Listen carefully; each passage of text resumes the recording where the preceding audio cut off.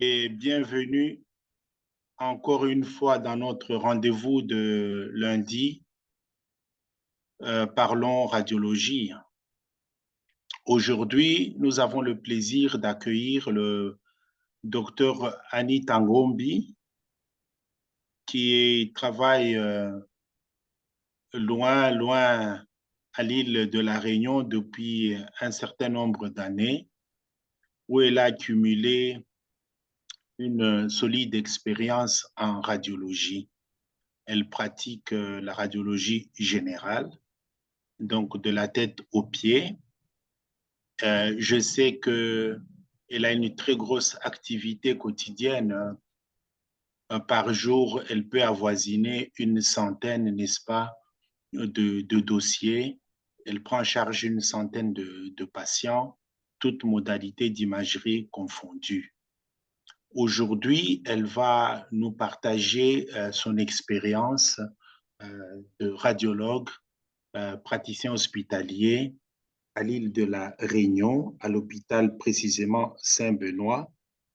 Elle collabore au cabinet du groupe Est de l'île de la Réunion. Docteur Ngobi, vous avez la parole. Merci Jean-Pierre pour la parole. Est-ce que vous me voyez là? Non. Est-ce que vous me voyez ou pas? Oui, nous, on ne te voit pas, mais tu peux parler même si on ne te voit pas en vidéo, hein. Attends. Soit tu cliques sur vidéo. Oui, on voyait avant. Elle peut juste cliquer sur vidéo pour qu'elle réapparaisse. Vous me voyez? Oui, maintenant on voit. Ouais. Merci beaucoup Jean-Pierre pour la parole. Je commencerai par remercier toute l'équipe de Lundi Pardon Radiologie qui nous ont choisi aujourd'hui pour présenter des cas cliniques, les vécus de tous les jours. C'est vrai que je suis à l'île de la Réunion, bon, c'est loin, mais bon, je suis à l'océan Indien. Donc, je commencerai d'abord par présenter mes vœux parce qu'on est en décembre, là, bientôt, ce sont les fêtes. Ça, je présente mes meilleurs vœux à tout le monde qui nous suit en ces moments. Et j'ai intitulé mon cas, les cas cliniques comme imagerie ostéo-articulaire et puis de la femme. Sur l'imagerie ostéo-articulaire, je m'étais dit qu'il fallait que je choisisse soit le genou, l'épaule ou le poignet, mais aujourd'hui, je choisis le genou. Parce qu'on a beaucoup de cas de demande d'examen pour les gens qui viennent pour des problèmes au niveau des genoux. Ça ne défile pas mon truc. Ah, c'est bon. Donc, avant de commencer les cas cliniques, on va faire un bref rappel d'anatomie parce que les personnes qui nous suivent ne sont pas vraiment homogènes. Il y a des assistants, il y a des étudiants, il y a des gens qui sont déjà expérimentés, tout ça. Donc, je m'étais dit, il vaut mieux faire un petit rappel pour aider un peu les étudiants et pour rappeler un peu pour ceux qui ont déjà l'habitude. Donc, le genou, normalement, on peut faire des radios, on peut faire échographie, on peut faire un scanner, on peut faire l'IRM. La radio, on fait souvent les clichés des faces, l'incidence de choses pour voir les interlignes, les défilés fémoro-patellaires. Ça, ce sont les clichés de base. Après, on peut faire d'autres clichés complémentaires, des trois quarts, tout ça pour rechercher une fracture, autre chose. Et l'IRM, on fait toujours ces trois séquences que j'ai mis là-bas. Attends, vous voyez ma souris ou pas? Oui. Vous voyez ma souris? Vous voyez la souris ou pas? Oui, tout va bien, il n'y a pas de problème. OK. En IRM, on fait toujours les trois plans là que vous voyez, DP FATSAT et un sagittal T1. Parce que ça nous permet de faire l'étude des ménisques, des cartilages, des tendons, de voir de l'œdème et tout ça. Et à l'échographie, il y a des plans aussi qu'on fait pour faciliter les analyses. De toutes les façons, quand on va voir les cas cliniques, on va bien expliquer. Donc, les modalités, c'est la radio, l'échographie, l'IRM. C'est vrai qu'on peut faire aussi l'arthroscanner et tout ça, mais je me suis limitée à ce qui est vraiment de base. Après cette anatomie, je m'étais dit, il faut essayer d'expliquer un peu l'anatomie fine en essayant, parce que pendant la pratique, on a eu un cas d'un petit névrome qui était là en postérieur que vous voyez là. Donc, ce sont des cas qui peuvent vous arriver aussi à l'échographie. Quelqu'un qui vit avec une boule au niveau du crêpe occulté, vous ne savez pas c'est quoi. Et on a parfois du mal, bon, ça peut être un kyste épidermoïde, comme ça peut être un névrome. Parfois, les fois, on a du mal, on se dit, bon, il faut faire l'IRM, mais il faut connaître quand même l'anatomie, sans oublier, dans cette région-là, derrière, il y a des nerfs. Après, on a mis l'interprétation, pour faire l'interprétation en IRM. On commence toujours par donner le signal osseux médulaire, hein, donc c'est-à-dire s'il y a une anomalie osseuse, s'il y a des épanchements articulaires. On regarde les cartilages, les ligaments collatéraux. Les ligaments collatéraux, il y a le ligament collatéral latéral et collatéral médial, les ligaments croisés, les ménisques et l'appareil extenseur, sans oublier les parties molles. Donc, je l'ai un peu spécifié dans mes schémas ici, en disant ici, par exemple, là, c'est pour les ménisques, c'est-à-dire que les ménisques internes, il faut retenir que la corne postérieure est toujours supérieure à la corne antérieure. Vous voyez, la corne supérieure et la corne postérieure, elle est plus grosse par rapport à la corne antérieure, tandis que le ménisque externe, la corne postérieure et la corne antérieure sont égales.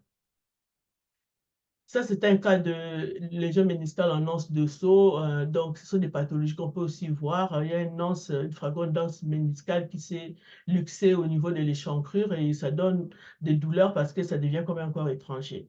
Et les différents grades de lésions méniscales, je les ai mises là, qu'il faut connaître aussi quand même, c'est important. Mais nous, dans notre pratique professionnelle, on dit plus grade 1, grade 2, grade 3. Là, on dit soit il y a la fissuration qui atteint la surface articulaire, soit elle n'atteint pas la surface articulaire. Maintenant, quand on examine le genou en IRM, il y a la versant, on examine le versant antérieur, latéral, médial et postérieur. Le versant latéral, on regarde le ligament collatéral latéral. Le ligament collatéral latéral, elle est là. Et ces ligaments-là, on les mesure de sa partie proximale jusqu'à son insertion que je vous ai montré par ces schémas d'en haut là. Et il y a le tendon poplité qu'on mesure aussi, qui est toujours du côté aussi externe. Et ça, c'est un peu les amers où on le voit en coronal. Parfois, les gens confondent avec le ligament collatéral latéral, mais c'est le tendon poplité. Et il y a aussi le tendon quadricipital, le ligament rotulien qu'il faut connaître, les ailerons rotuliens, tout ça, ça fait partie de l'appareil extenseur, sans oublier la graisse de Hoffmann, donc la graisse supra- et infrapatellaire qu'il faut bien connaître. Infrapatellaire, c'est ce qu'on appelle la graisse de Hoffmann. Donc, après, il y a le versant postérieur. La version postérieure, effectivement, il y a les ligaments croisés. Donc, il y a le ligament croisé antérieur qui est là et le ligament croisé postérieur est là. Sans oublier qu'on peut avoir des kystes. On voit ça de temps en temps. Donc, moi, j'ai mis les images où on voit dans la pratique que je fais ici à l'île dernière, on voit beaucoup au niveau du genou, des kystes au niveau de l'articulation tibio-fibulaire, des dégénérescences mycoïdes au niveau du ligament croisé antérieur, et puis parfois on a des kystes poplitées. D'ailleurs, c'est très souvent les kystes poplitées. Ça pose beaucoup de diagnostics différentiels, les kystes poplitées avec les gens qui viennent avec des douleurs intenses au niveau du mollet, souvent pour recherche des phlébites, et puis vous tombez sur un kyste poplité rompu. Et là, c'est le versant médial. Dans le versant médial, donc c'est le ligament collatéral médial. Il faut savoir que le ligament collatéral médial a deux faisceaux. Il a un faisceau superficiel et un faisceau profond. Le faisceau profond, il est attaché au ménisque interne. Et c'est très important de le connaître, surtout quand il y a des traumatismes, comme je vous ai schématisé en bas là. Donc, quand il y a des traumatismes, c'est souvent le faisceau superficiel qui est atteint, mais on peut avoir aussi des traumatismes au niveau du faisceau profond.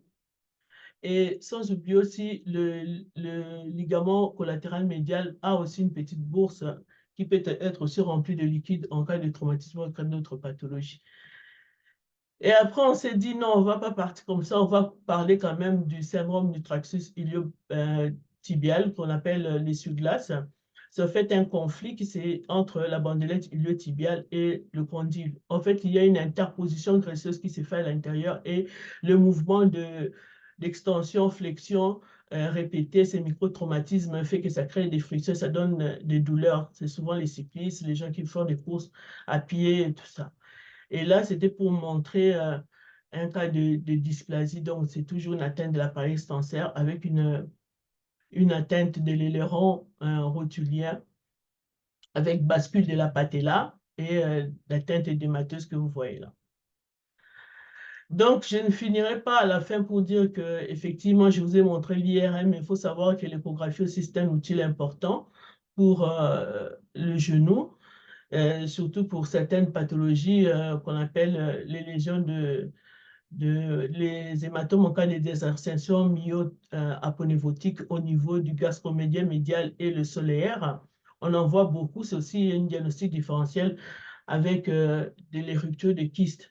Mais il faut savoir que quand vous avez la morelle avalée, il faut toujours, pardon, cet hématome au niveau entre le gastromédien médial et le solaire, il faut toujours ponctionner parce qu'après, ça pose des problèmes. L'évolution devient très problématique à l'après. Donc là, j'ai fini pour le genou et je vais vous partager mon écran pour l'imagerie de la femme. Après, on va aller sur les cas cliniques. Allô, Jean-Pierre? Oui, oui, ça va. Je dois partager le Nous deuxième. vous entendons, oui. Je dois partager le deuxième PowerPoint. Là. Oui, oui, partage, il va fermer celui-ci. OK.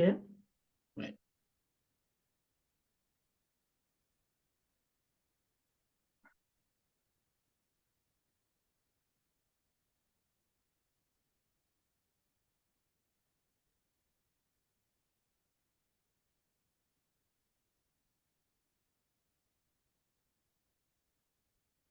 Il y a un problème là.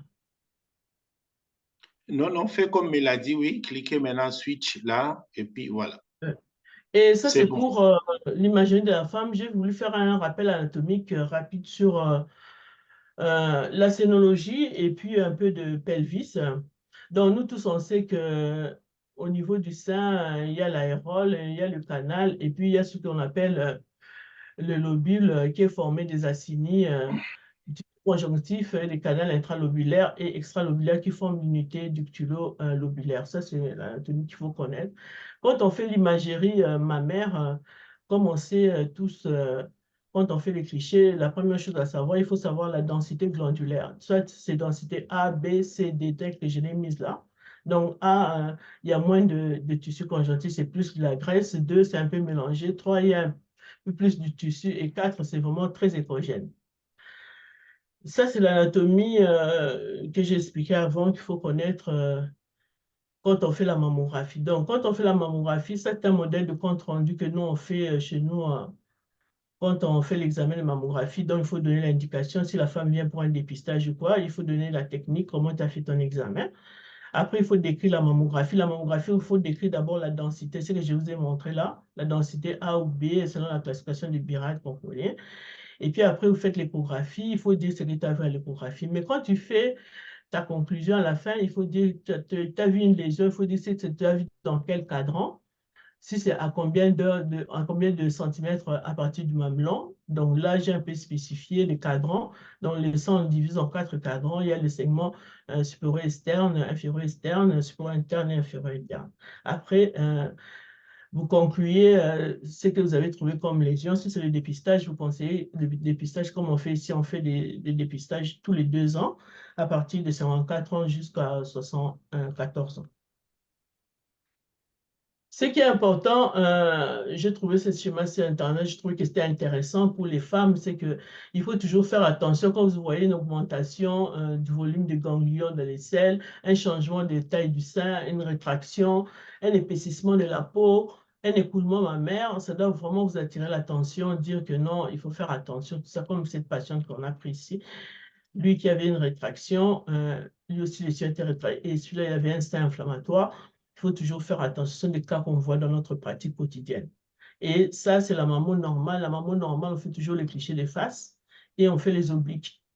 Donc, à partir des faces et des obliques, si vous voyez une asymétrie de densité ou une opacité, vous ajoutez par d'autres clichés complémentaires. Sans oublier que d'autres patients viennent nous voir à cause des formes des seins. Donc, J'ai eu un enfant de 19 ans qui est venu parce qu'il avait des seins tubereux. Je ne connaissais d'ailleurs pas du tout. Donc, c'était une malformation. Il voulait se faire opérer. Avant l'opération, le chirurgien a demandé qu'on fasse la mammo pour voir s'il n'y a pas une lésion. Et quand tu fais la mammographie, il y a toujours trois images de base. Soit tu as une masse, soit tu as des calcifications, soit tu as une distorsion, une désorganisation architecturale. Vous voyez par exemple ce sein-là, il y a une rétraction au niveau de la peau, donc avec une masse qui a un centre dense, ça c'est suspect. Et quand vous regardez, celui-là, c'était une masse où il y avait une calcification à l'intérieur. Et ça, on a fait un cliché localisé avec compression. C'est surtout pour voir les contours. Vous voyez, c'est un peu spéculé. Ça paraît suspect. Donc, c'était une dame qu'on suivait en mammographie qui a développé une masse dans son contrôle à 2 ans. Et celui-ci, c'est aussi une rétraction cutanée qu'on voit avec une masse au niveau de son sein gauche. Et celui-là, c'était une masse qu'on voit ovalaire. On croyait que c'était une lésion, mais ce n'était pas une lésion. En fait, la dame, il avait une lésion cutanée sur la peau. Ça, c'est pour dire qu'il faut toujours examiner les dames avant de faire les échographies, pas les prendre directement, faire l'échographie sans examiner. Et ça, c'était un peu l'anatomie pour rappeler que non, quand tu examines, il y a la surface cutanée, il y a la glande, sans oublier qu'il y a ce qu'on appelle les tissus graisseux qui est tout autour, et il y a les crêtes de durée qu'il faut connaître, qui est là, et puis là, il y a le muscle pectoral, sans oublier le sillon mammaire. Donc, quand on regarde une maman, on faut toujours regarder le cutané, regarder la glande, regardez les régions cutanées. Donc, cette région-là, ce sont des régions qu'on appelle un peu dangereuses, qu'il faut faire attention. Et il faut toujours bien ressortir le pectoral pour que le cliché soit techniquement bien fait. Et après, on peut avoir les ganglions, il faut toujours voir les calcifications, on fait des agrandissements pour voir si ces calcifications ils sont bénignes ou pathologiques. Donc, il y a toute une classification des calcifications, des microcalcifications pour la mammographie. Je ne dois pas détailler tout ça parce qu'on n'aura pas le temps. Donc, de ces trois images de base dont j'ai parlé, il y a ces anomalies qui peuvent être associées que je vous ai montrées ici. Ça, c'est un peu l'anatomie pour voir, sans oublier qu'il y a des seins axillaires. Et sur ce sein axillaire, on peut développer aussi des lésions, d'où il faut toujours faire une échographie et une mammographie, on voit les seins axillaires. Et ça, c'était l'échographie. Donc, après avoir fait la mammographie, vous faites l'échographie. L'échographie, il faut savoir qu'il faut bien faire voir la peau, la graisse préglandulaire, la glande, la graisse rétroglandulaire et le pectoral qui est là. Parfois même, on voit les côtes. Ça dépend. Et en axillaire, regardez bien les ganglions. Les ganglions, il faut bien regarder le cortex. Le cortex ne doit pas dépasser plus de 3 mm et il faut que ça soit bien différencié comme il y a le cas là-bas. Quand c'est pathologique, on trouvait que c'est très épaissi, c'est très vascularisé. Je ne sais pas si on aura le temps de voir des cas. Et ça, c'est aussi une échographie où il y avait une dilatation des canaux galactophoriques. C'était pour vous montrer un peu comment est-ce que ça se présente. Et en bas, c'est une dame qui avait une néo du sein qui a été découverte fortuitement. Vous voyez, ça donne des images un peu quand vous regardez ce sein-là par rapport à cette image-là. Vous voyez, ici, on voit des images un peu rétractiles. Ça doit quand même nous attirer. Vous voyez, là, on a des images un peu spéculées. Tandis que là, on voit vraiment que c'est bien, on suit bien la glande, mais là, c'est un peu suspect. Quand vous voyez comme ça, il faut quand même faire des clichés complémentaires. C'était seulement pour vous montrer. Et la dame qui avait des dilatations des canaux galactophoriques, c'est ça, sa mammographie. Vous voyez même en rétromamellonaire qu'on a des canaux qui sont dilatés. Ça, c'est un cas qu'on a suivi pour dépistage organisé de cette dame qui aujourd'hui, en 2024, a 68 ans, qu'on a suivi pendant le dépistage organisé. Et cette dame nous a développé il est venu à sa consultation de dépistage organisé et on est tombé sur un néo du sein qui est là. Alors on s'est dit, est-ce qu'il n'y en avait pas avant? En regardant tous les clichés, on s'est dit que dans l'image qu'on voyait là, en fait, c'était le néo, mais comment le trouver? C'était ça le problème. Mais aujourd'hui, elle est venue, on a fait des agrandis, de localiser avec compression. Effectivement, cette dame-là, elle a développé un néo. Et ça, c'était son échographie qui montrait qu'il avait une lésion qui n'était pas atténuante, mais qui était quand même vascularisée, qui était à 2h13 du mamelon et qu'il fallait quand même fonctionner. Ça a été fonctionné. Donc, en conclusion, je voulais rappeler que quand il y a une lésion cutanée, il faut toujours examiner les dames parce que quand on n'examine pas, on ne voit pas ça. Quand on n'examine pas, on ne voit pas ça. Ça, c'est un kyste sébacé. C'était une lésion cutanée que la dame avait depuis longtemps. Et sans oublier que il faut faire attention sur les dames qui viennent pour des indurations du sein. Ils viennent, le sein qui est induré, mais vous ne palpez pas des masses. Donc, à ce moment-là, si ça persiste, il faut quand même faire une biopsie. On a eu un cas où il y avait une induration. Vous voyez là, on ne voit même pas des masses, on ne voit rien. La dame, c'était une infirmière qui a demandé qu'on lui regarde en écho parce qu'il sentait qu'il y avait une induration. Et finalement, on l'a biopsié et puis c'était un cancer du sein. Et ça, c'est un examen d'un monsieur. C'est un monsieur qui a eu un néo du sein parce que le sein concerne aussi les hommes. Donc, il est venu parce qu'il palpait une masse. Et cette masse, il y avait déjà, comme vous voyez, une rétraction cutanée. La masse était vraiment dans la région profonde du sein. On l'a biopsié et c'est un cancer. C'est pour dire que les hommes aussi sont concernés. Donc, les hommes sont concernés, mais ils font surtout ce qu'on appelle des gynécomasties, donc des hypertrophies, des glandes qui sont rétroglandulaires. Et quand vous faites l'échographie, vous voyez, il y a une asymétrie. Mais souvent, parfois, ça régresse spontanément, parfois parce qu'il y a des causes.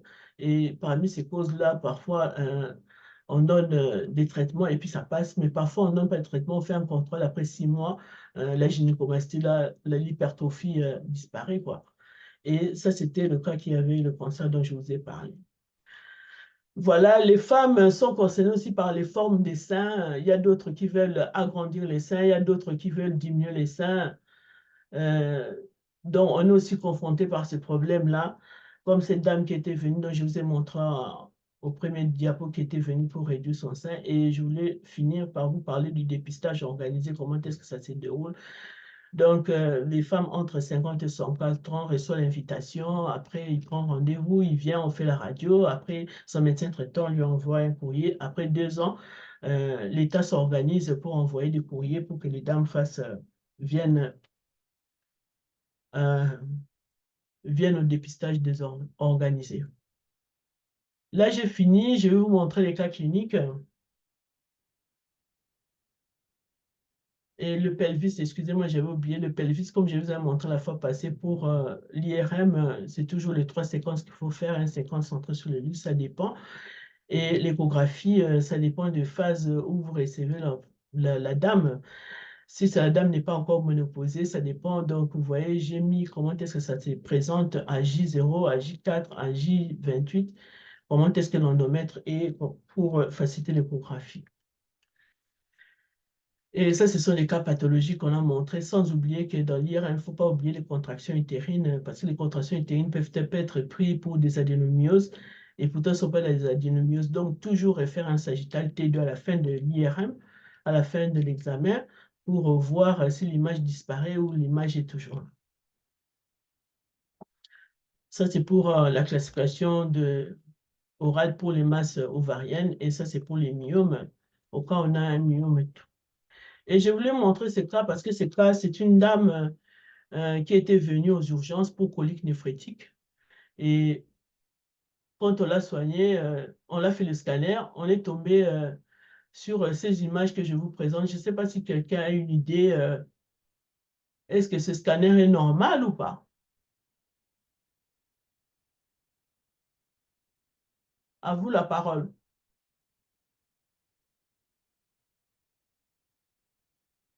Coucou, personne ne me répond. Allô, allô? Non, il n'est pas normal, hein, je crois. C'est moi qui Oui. réponds. Il y a des choses délétatiques. Donc, l'image n'est pas normale. On voit bien que cette dame, elle a un pneumopéritoine, là. Elle a un pneumopéritoine.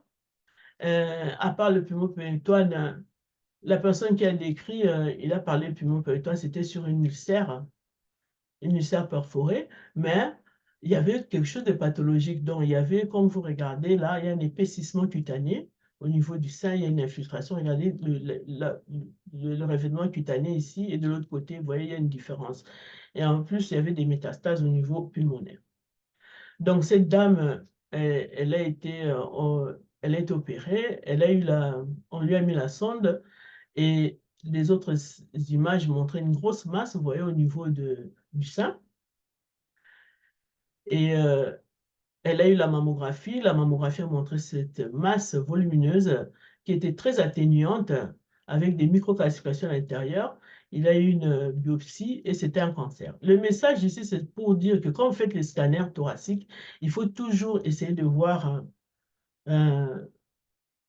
la partie antérieure du thorax. Regardez le sein, on peut toujours tomber sur un nodule. Ça, c'est une autre patiente qui avait une grosse masse au niveau du sein et qui a eu l'échographie. Comme vous voyez, ça montre une grosse masse volumineuse du sein qui mesurait de 60 fois 40 mm, qui était un peu vascularisée. On était un peu inquiète parce que je crois qu'elle était jeune, cette dame, et on se disait non, ça peut être un fibroadénome du sein. Mais le problème, c'est qu'il faut retenir une chose, que quand il y a un fibroadénome du sein qui commence à prendre de volume, il faut faire attention parce que la personne peut développer ce qu'on appelle une tumeur phylode, qui est un diagnostic différentiel avec les fibromes. À ce moment-là, il faut faire quand même une biopsie. Et on a fait une biopsie, c'était, comme vous voyez là, c'était une tumeur phylode. Donc, la tumeur phylode, par rapport au fibrome, il est un peu irrégulière, vascularisé. Le fibrome n'est pas tout le temps vraiment vascularisé, il est ovalaire, bien limité. Donc, la crainte, c'est quand c'est une tumeur phylode, il faut l'enlever. Et ça, ce n'était pas une tumeur phylode, au contraire, ça, c'était un fibroadénome, toujours, mais c'était un autre cas, une autre personne. C'était un fibroadénome typique. Et on l'a biopsié quand même parce que la dame était inquiète, parce qu'il y avait beaucoup d'antécédents de néoplasie mammaire dans sa famille. Ça, c'était un autre cas pareil. Et ça, c'était un cas vraiment triste parce que cette dame, elle était venue parce qu'elle avait des métastases dans le foie et on l'a découvert, cette lésion que vous voyez au niveau du sein. Mais le problème, c'est qu'on était un peu embêtant. On se disait, est-ce que ça n'atteint pas le pectoral, tout ça, d'où cette dame a eu une IRM mammaire. Bien sûr, on ne va pas parler d'IRM aujourd'hui, mais on voit derrière la masse qui est en train d'infiltrer même le muscle pectoral en arrière, là. Donc, cette dame a été opérée. Et sans oublier les néos du sillon. Ça, c'était seulement pour montrer les néos du sillon.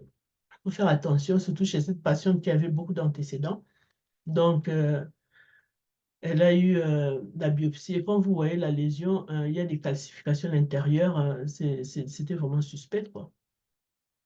Bon, Jean-Pierre, j'ai fini. Maintenant, je vais mettre les cas cliniques. Je dois ouvrir le PAX. Ah, oui, d'accord, je croyais qu'on était déjà dans les cas cliniques. Oui, Maintenant, là, les cas nous allons cliniques que j'ai donc donnés, c'est les commencer. cas cliniques que je vais Je vais donner maintenant les cas cliniques. OK, d'accord, voilà. J'espère que les gens vont Je vous en participer. prie, vous pouvez commencer, docteur Gombi, à présenter les cas cliniques. J'ai encore du temps là. Oui, vous parlez depuis 35 minutes, donc on a encore du temps, on termine OK. Donc, 1h30. je commence.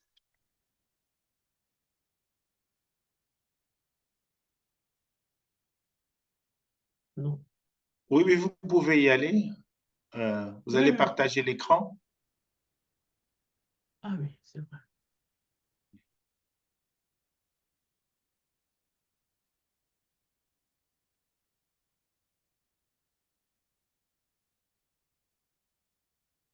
Pour mon écran? Oui, oui, ça va. Allez-y. Vous pouvez présenter maintenant.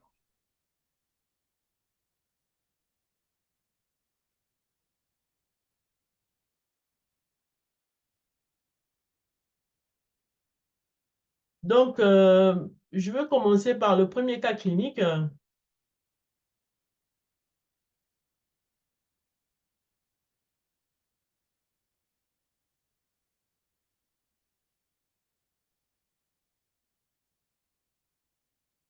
Très bien.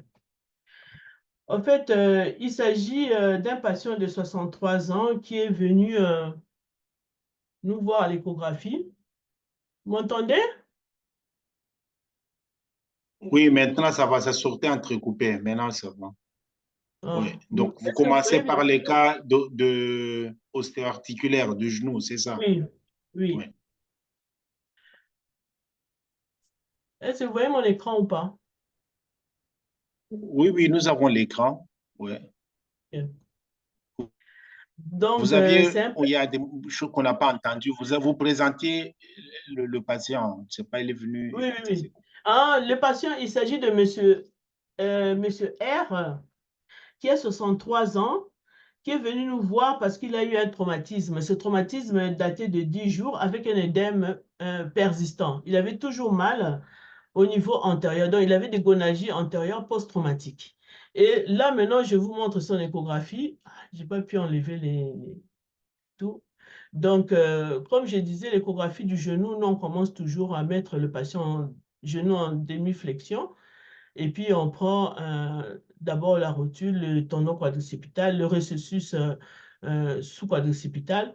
Après, on fait le côté latéral, le côté médial et postérieur. Comme je vous ai expliqué, latéral, on regarde les ligaments collatéral latéral, sans oublier les muscles, le biceps, tout ça. Et du côté médial, on regarde le ligament collatéral médial. Et puis en postérieur, pour voir la région du creux poplité. Donc, je vous montre son échographie. Je ne sais pas s'il y a quelqu'un qui a une idée ou pas.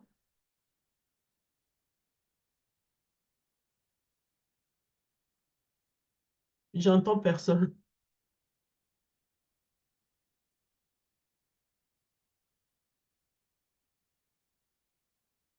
J'entends personne là. Mhm. Comparé, il y a un Donc, hématome euh, peut-être.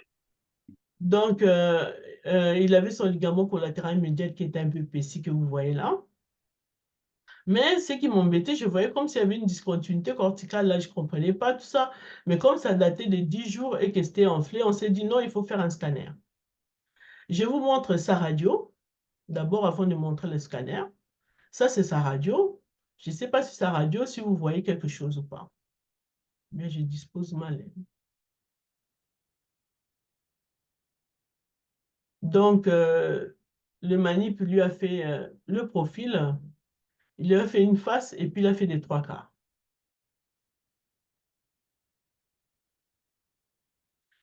Est-ce que quelqu'un a une idée? Arthrose du genou. Arthrose. Bonsoir, arthrose du genou. Bonsoir. Oui, il y a une arthrose du genou, mais le problème, c'est qu'il y a un traumatisme qui date de 10 jours. Et il a toujours mal en antérieur. Vous voyez, en antérieur, là, c'était un peu Est-ce qu'il n'y a enflé, là. pas une fracture de la rotule? Oui, tout justement. Non. Oui, une fracture au niveau de la face interne de la rotule. Donc, il y a un trait fracturaire là. Mhm. Il y a un trait fracturaire là. Mais bon, ça, c'était non raté, on n'avait pas vu. Comme on avait beaucoup de radios à faire, on n'a pas vu. Donc, finalement, on lui a fait un scanner. Comme ça faisait quand même 10 jours, il avait toujours mal, il avait du mal à marcher. Et puis, sur le scanner, je ne sais pas si vous voyez, il y a une fracture là.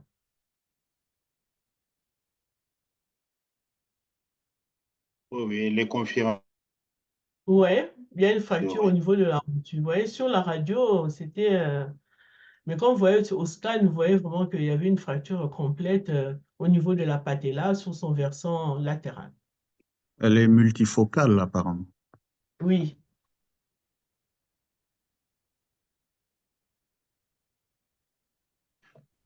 Oui, c'est voilà. peut-être sans vous interrompre, hein.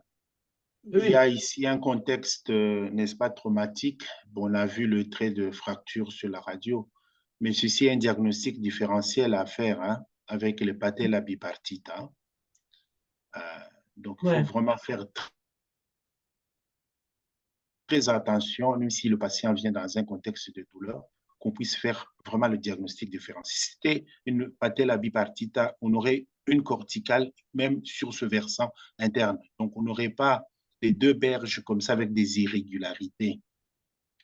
C'est vraiment très important parce que on peut poser des diagnostics comme ça de fracture alors qu'il n'y en a pas, même s'il y a un Ouais, contexte de traumatisme.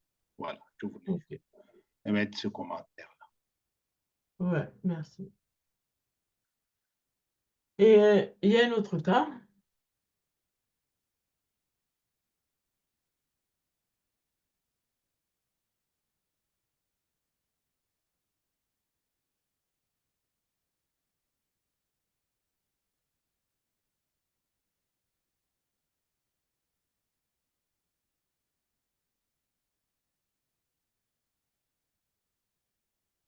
C'est Madame M qui a 52 ans, qui est venue pour de gonalgie inflammatoire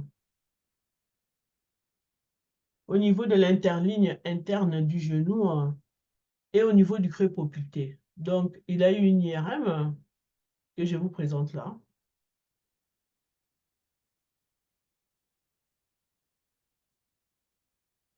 Alors, je ne sais pas ce que vous en pensez. Et j'attends que ça charge et tout.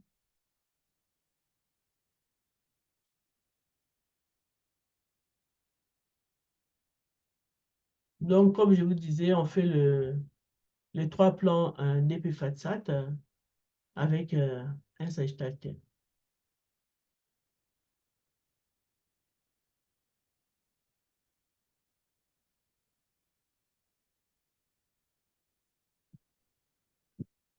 Les 3 plans sont là. Est-ce que quelqu'un a une idée? Ah, c'est l'axial. Je dois attendre, l'axial n'est pas encore là. Bonsoir. Bonsoir. C'est peut-être un kyste poplité. Hein? Ouais. Rompu. Vous voyez, ce sont des cas faciles quand même, hein? Donc, je n'ai pas compliqué la chose. Hein. Donc, Mais c'est il vraiment est rompu. Ah, ça c'est autre chose. Oui, parce qu'on a Et avant, le récessus sous-quadricipital qui est rempli de liquide, un épanchement qui proviendrait probablement du kyste poplité rompu. et il n'y a que ça?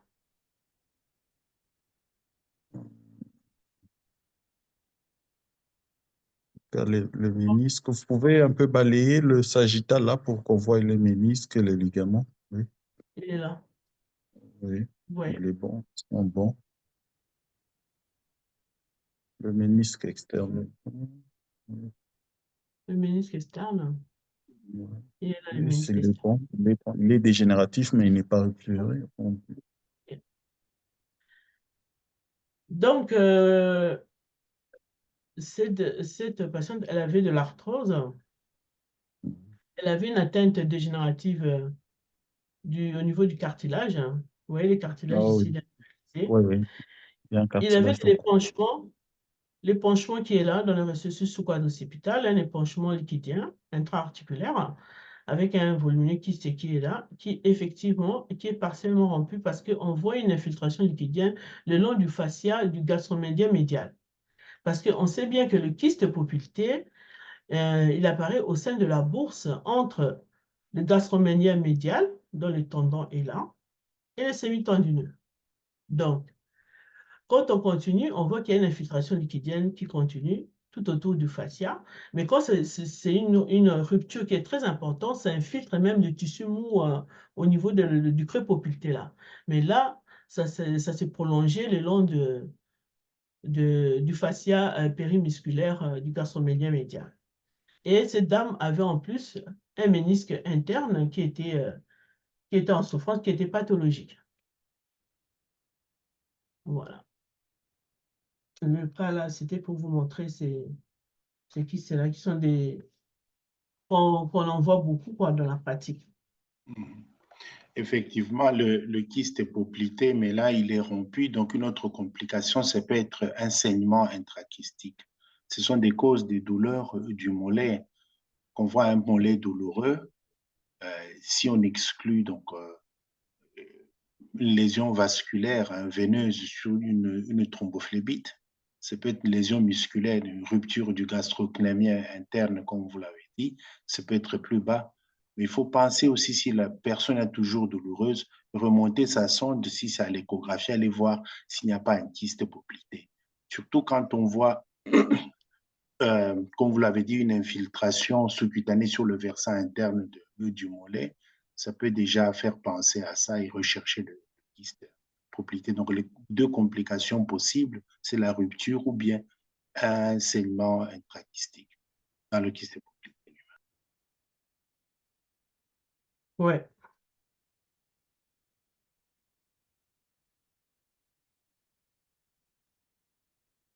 Je peux vous montrer un autre cas de kyste poplité qui est rompu pour que vous fassiez une idée aussi. Celui-là est vraiment très intéressant. Je suis désolée, je suis obligée de mettre les dents comme ça parce que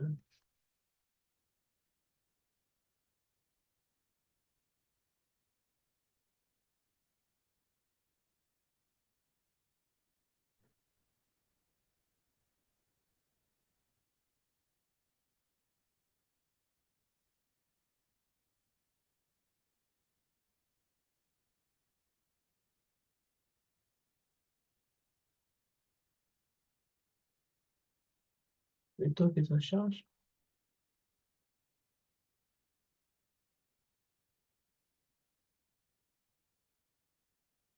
Le chargement, ça prend un peu du temps. Ça commence à venir là. Un peu de patience.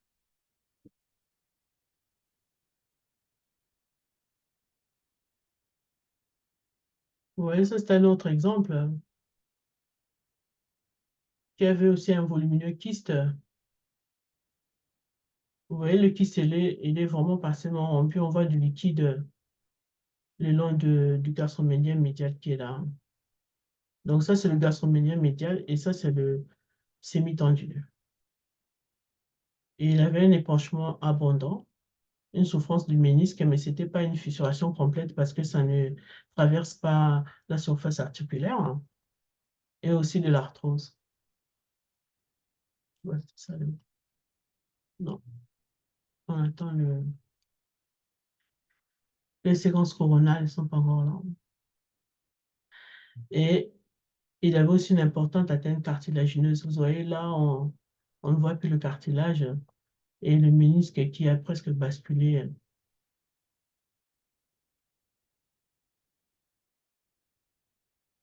Vous voyez, c'est le kyste qui est rompu. On voit bien. Voilà. On a encore le temps pour un cas de genou avant d'aller. Oui, ce qu'on voulait. Là, il est 20h50 presque. Je crois que si vous avez encore un cas, et puis on va enchaîner sur l'abdos. Enfin, l'imagerie de la femme, je crois que c'est ça. Ouais. Voilà.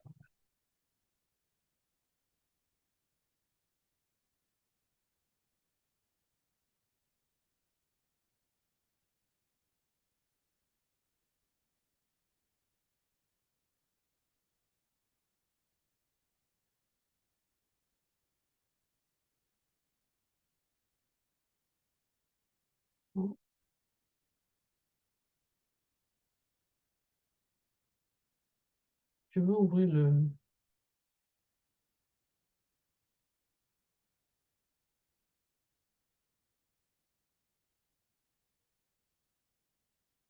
Ok.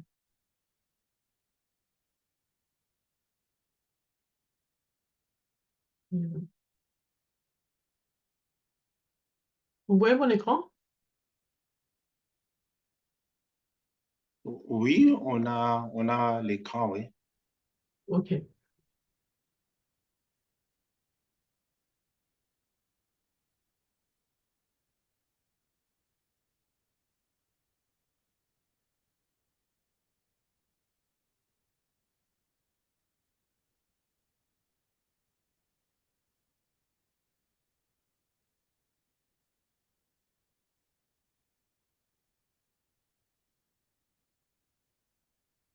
Donc, c'est un patient qui est venu pour des douleurs au niveau du genou, hein, suite à un traumatisme au foot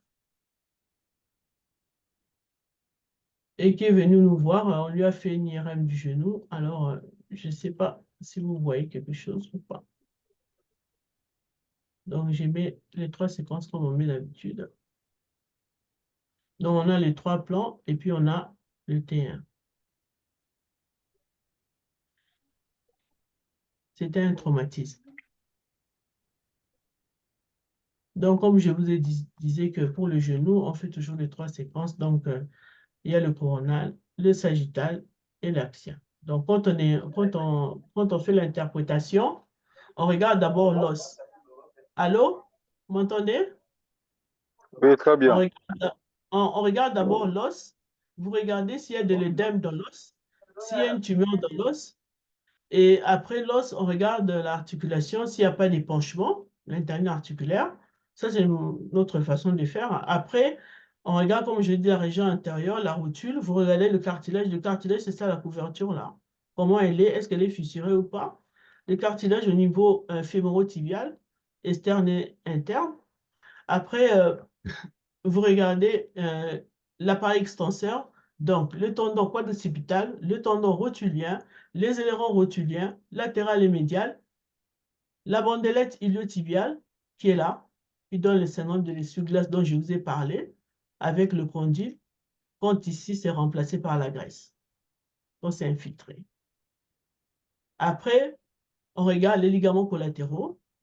Il y a les ligaments collatéraux latéral qui est là, médial qui est là. Après, on regarde les ligaments croisés. Les ligaments croisés, on a le croisé antérieur qui est là et le croisé postérieur qui est là. Donc, ce sont les structures qu'il faut toujours analyser quand vous faites une IRM du genou. Après, sans oublier tout ce qui enveloppe, donc les muscles. Il faut regarder aussi les muscles derrière. Sans oublier, regardez toujours cette région-là, c'est là où il y a les kystes poplitées, entre le gastroménien médial et le sémitendineux. Sans oublier aussi le tissu sous-cutané et les nerfs dont je vous ai dit, il y a toujours un nerf qui est derrière là. On peut avoir des tumeurs et tout ça. Et sans oublier la région poplitée, les vaisseaux. Il y a les vaisseaux, il y a l'artère, et puis il y a la veine, tout ça. On peut avoir aussi des lésions vasculaires. Voilà, en résumé, vraiment, c'est ça pour le genou. Après, il faut regarder aussi devant s'il n'y a pas une bursite superficielle. Et puis la graisse de Hoffa aussi, il faut regarder s'il n'y a pas de kystes, tout ça.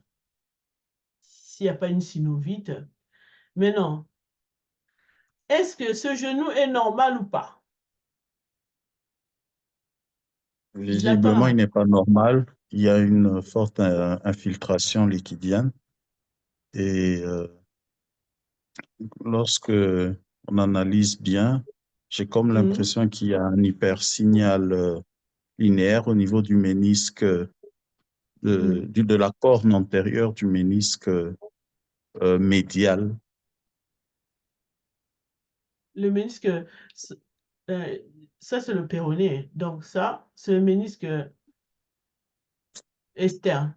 J'avais dit le ménisque externe, Oui. la corne ici c'est égal, la corne antérieure et postérieure Égal, est oui. Oui, donc ça balai. c'est le ménisque externe.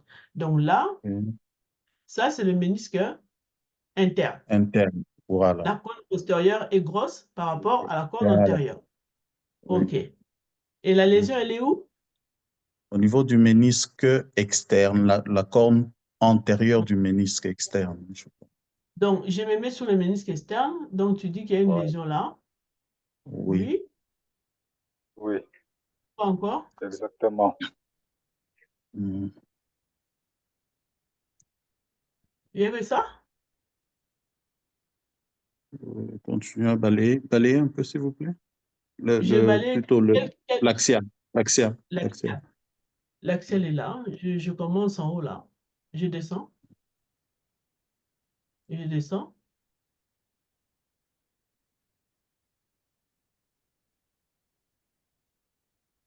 Là, je suis en bas là. Je remonte. Je ne vois pas de contusion osseuse ni de rupture des rétinaculums. Il n'y a pas, Oui. Il n'y a pas quoi? il y a pas un hématome dans le muscle, dans le creux poplité là. Il n'y a pas quelque chose là, autour des vaisseaux. Ce sont des muscles qui sont, ça ce sont les muscles qui sont infiltrés, ce sont les contusions musculaires. C'est les muscles qui sont infiltrés suite à l'œdème, quoi. Il y a une importante infiltration édémateuse. Regarde, tous ces lobules adipeux, tous les tissus cutanés sont infiltrés. Donc, il y a vraiment une infiltration édémateuse très importante de ce genou. et que Oui. ses genoux, ils souffrent. L'épanchement, normalement, quand on regarde, vous voyez, le récessus, il est là. Même sur le coupe axial, le récessus, il n'y a pas vraiment trop d'épanchement, hein. Oui, On a c'est plus seulement une un petit infiltration. épanchement superficiel là, Mhm. suite à le truc. La lésion, c'est vraiment, quand je regarde le coronal, la lésion, c'est vraiment les ménisques externes. On m'a dit, c'est lui qui a donné une réponse, le ménisque externe, mais le ménisque externe, quand vous regardez bien, il y a une languette qui s'est déplacée qui est là. C'est ce qu'on appelle une lésion en anse de saut. Ok, Ok. oh, ok. C'est une lésion méniscale en anse de saut. Donc, il y a une partie, une languette méniscale qui s'est déplacée, qui est venue à l'intérieur de l'articulation. Et ça donne de douleur. Voilà. Ok. Mhm.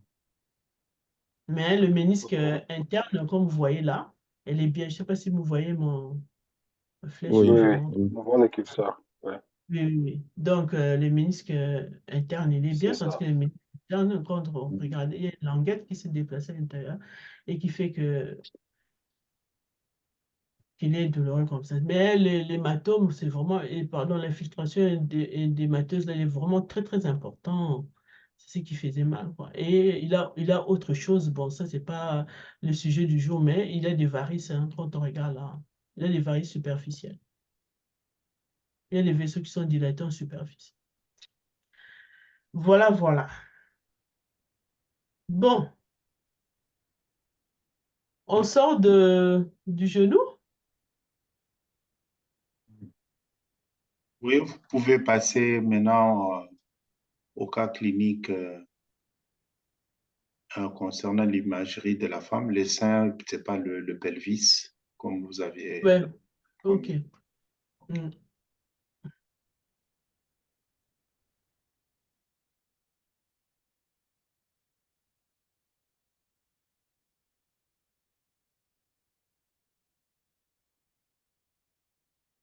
Je suis obligée de sortir, je suis désolée.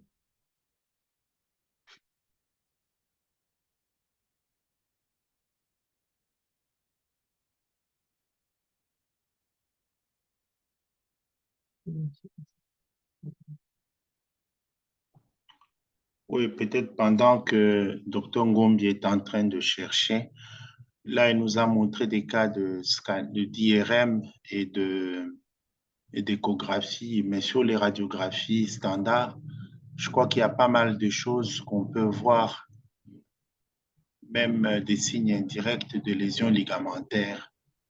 Par exemple, quand on a sur le versant latéral du, du plateau tibial latéral une ossification, ce qu'on appelle la fracture de Ségon. Fracture de Ségon traduit, n'est-ce pas, une atteinte du ligament antérolatéral. Ce n'est pas le ligament collatéral latéral qui est touché. Donc, quand on voit une petite ossification à hauteur du plateau tibial latéral, il faut vraiment savoir qu'il y a une atteinte du ligament antérolatéral.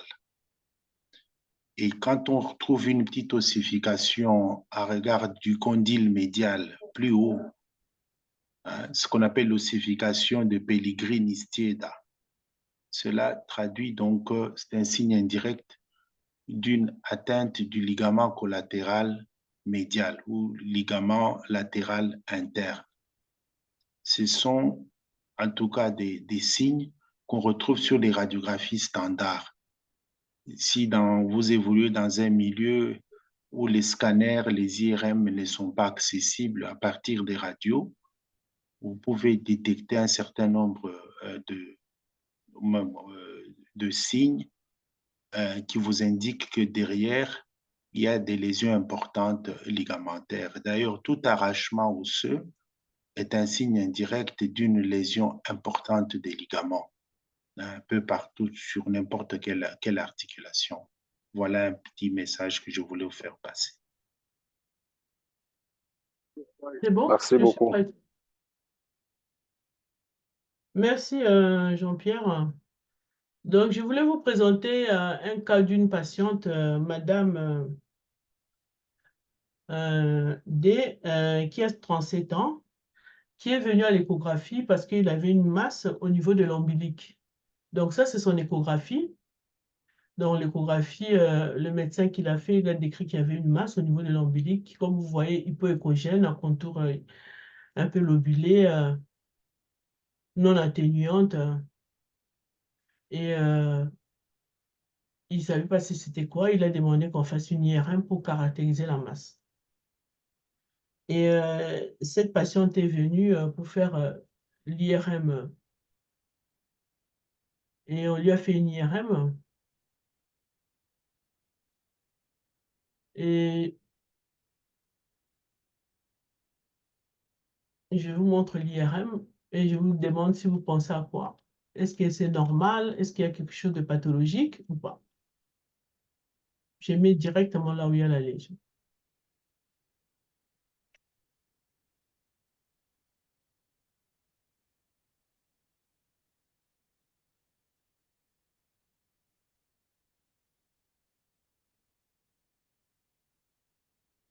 Je vais vous aider. C'est une dame qui a 2 enfants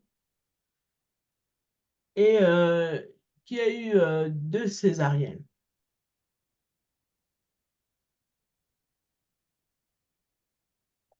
Et elle a 37 ans. Vous pouvez balayer toujours? Pardon? Donc, c'est une dame Vous pouvez balayer, continuer à balayer si vous plaît. Oui, je continue. Je vais vous montrer sur le sagittal, hein, si vous voulez. Il y a les sagittales qui sont là.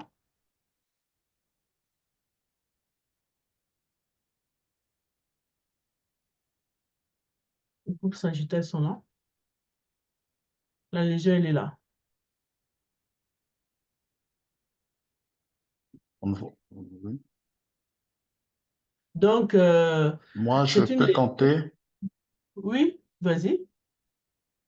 Il faut toujours tenter. Je suis en train de penser à une hernie. Je suis en train Nous de tous, penser on à une est hernie de Spiegel. des Spiegel. Mais la hernie de Spiegel, la masse, elle est vraiment elle est vraiment cutanée. Elle est dans le plan sous-cutané. La hernie, ça Ok. devait être latéral ressorti. Est-ce que ça peut pas Nous, être... on est passé à côté, on ne savait pas c'était quoi. Et au final, c'est un nodule d'endométriose sur cicatrice de césarienne. Ok. Oh, ok. Donc, la dame, elle a eu 2 enfants. Ce n'est qu'après, en posant la question, la dame, elle a eu 2 enfants.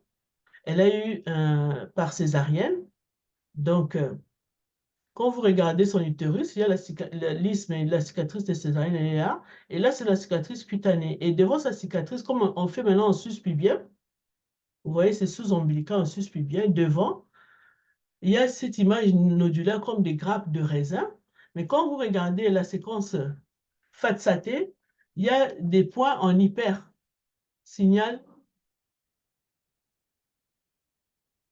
Et tu le vois aussi sur le T1.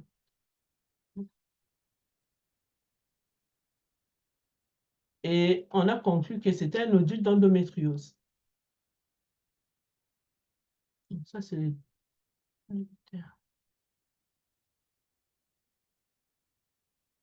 On a conclu que c'était un nodule d'endométriose, vous voyez, c'est en hyper. Un nodule d'endométriose sur cicatrice de césarienne.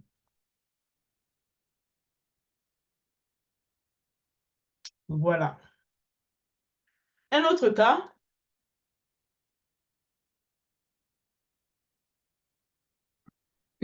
Bonsoir, il fallait faire le bilan d'extension de l'endométriose. Cette dame, après, elle a été suivie par les gynécologues pour faire maintenant l'IRM pelvienne, tout le bilan pour savoir si elle n'a pas de l'endométriose profonde, superficielle ou annexielle. Elle a continué avec, elle a eu d'autres bilans par après. Cet examen, Madame B, c'est une patiente très jeune qui a 19 ans.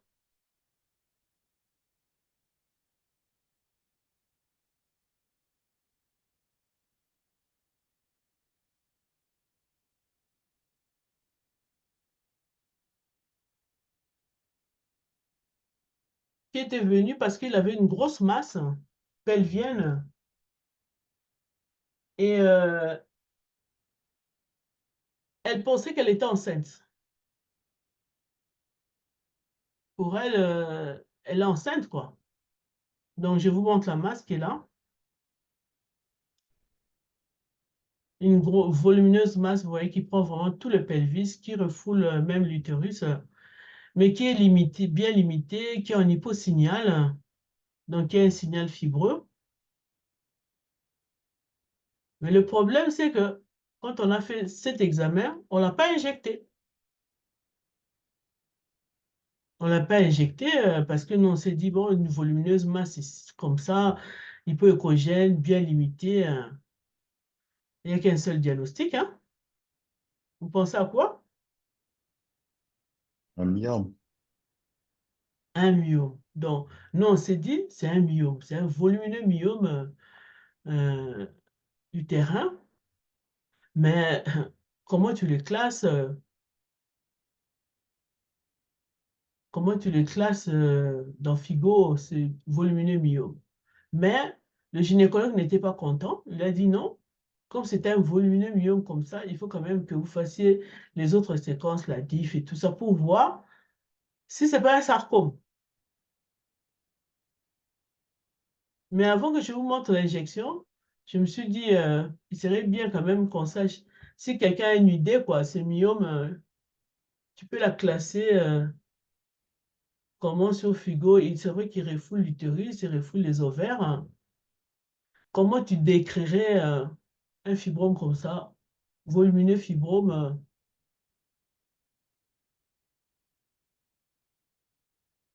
je ne sais pas quelle est la description que vous pouvez donner à ce volumineux fibromiome.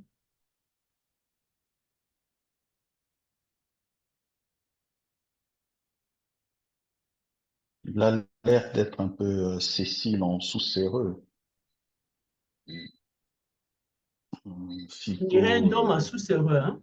euh, parce qu'on voit entièrement la paroi de l'utérus, donc on peut se dire que c'est une masse qui est à développement exophytique. Oui, elle est effectivement un développement ésophytique. Il épouse toute la paroi latérale droit de l'utérus. Vous êtes d'accord, non? Exactement. Oui, oui, oui, oui. OK. Maintenant, on l'injecte. Je prends l'injection qui est là. Je sais pas, le pack, c'est là le problème. Viens lentement. Ça s'appelle FIGO 1. Figo 1, c'est...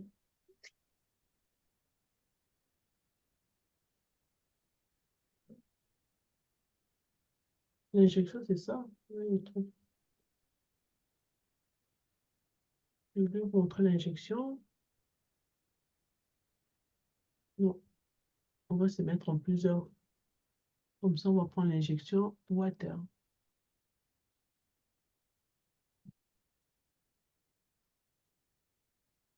Désolé, hein, le pack, il est un peu... Voilà, ça, c'est la diffusion. Hmm? Ça, c'est la Oui. diffusion. Ça, c'est l'injection. Je vous ai mis la diffusion et l'injection.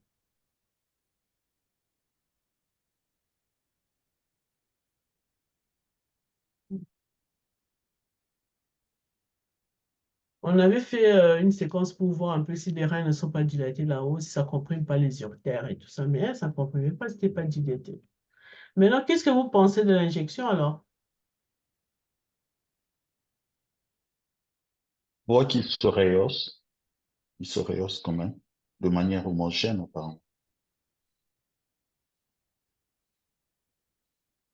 Euh, il se rehausse, oui.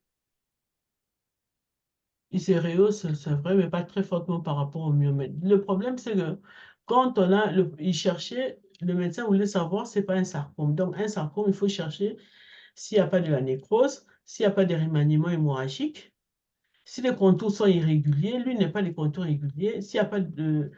Quand on regarde la diffusion, on voit bien la masse n'est pas le signal de la masse n'est pas supérieur au signal de l'endomètre. L'endomètre est là.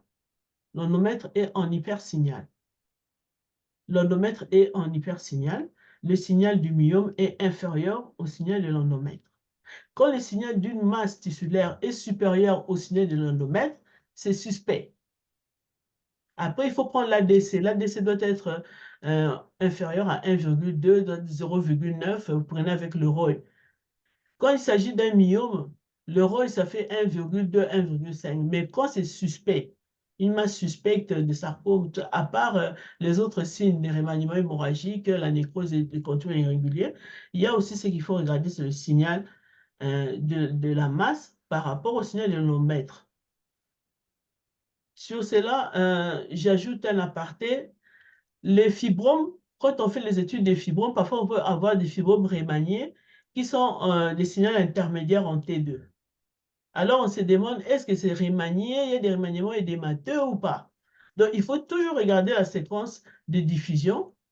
Et dans cette séquence de diffusion, il faut voir le signal du myome intermédiaire par rapport au signal de l'endomètre. Si c'est en hypersignal élevé au signal de l'endomètre, c'est suspect. Vous prenez aussi le ROI en même temps. Et si c'est inférieur, là, ce n'est pas suspect. D'où les myomes qui sont très noirs, qui sont en hyposignal. On ne les injecte pas. On s'arrête là, ce sont des myomes normaux. Mais quand il y a un myome qui est de signal intermédiaire, là, on est un peu embêté. Ah, là, on s'est dit, il faut vraiment l'injecter. Et madame, s'il vous plaît, qu'en est-il de Oui. ça? Vous parlez de la diffusion, mais vous ne parlez pas de l'ADC, la restriction ou pas de C'est ça, restriction. l'ADC doit être inférieur à 1, donc inférieur à 1, souvent l'ADC c'est 0,9 dans le cas de sarcome. Mais ici, ici je dois prendre l'ADC, ici, je n'ai pas le truc,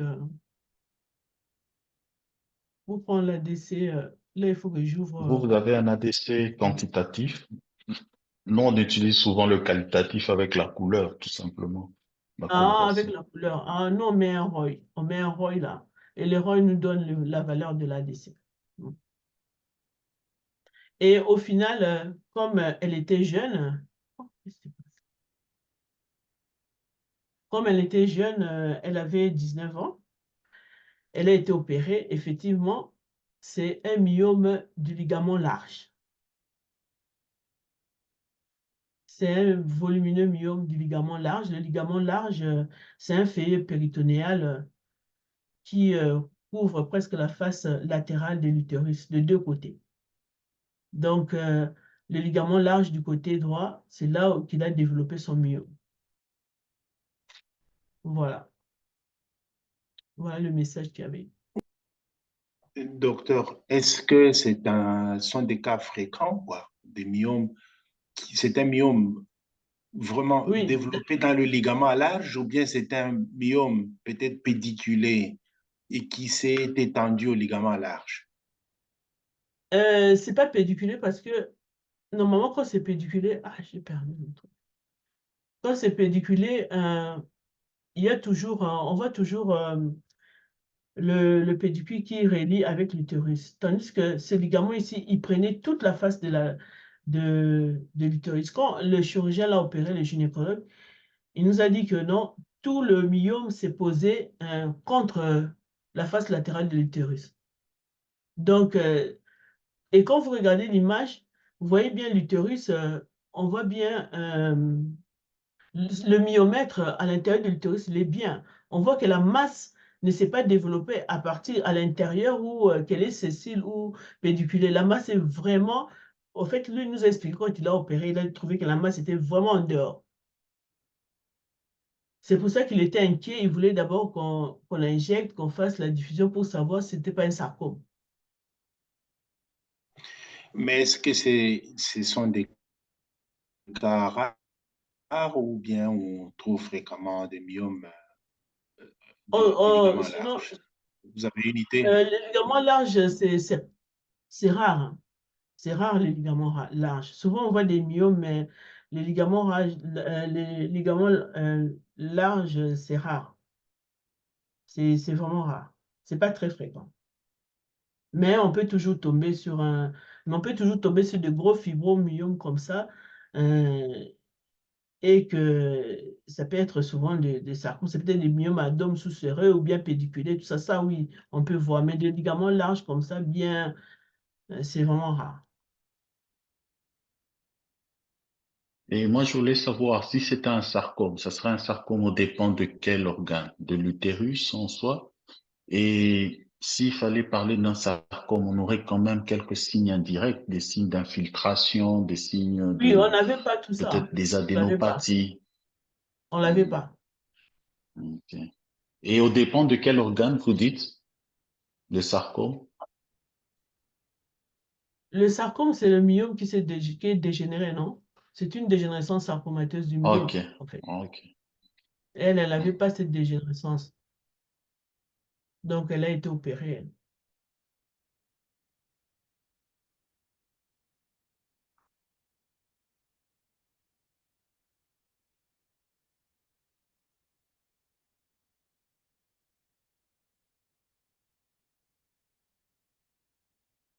Ça, c'est une dame qui a 34 ans. Je vois, c'est elle, oui, c'est elle. Qui a 34 ans, qui est venue parce qu'on a détecté des masses au niveau des ovaires. Masses ovariennes bilatérales à l'échographie. Ils ont demandé une IRM pour caractérisation. Je n'ai pas l'échographie parce que ça a été fait, ça n'a pas été fait chez nous, quoi. Donc, je vous montre son IRM.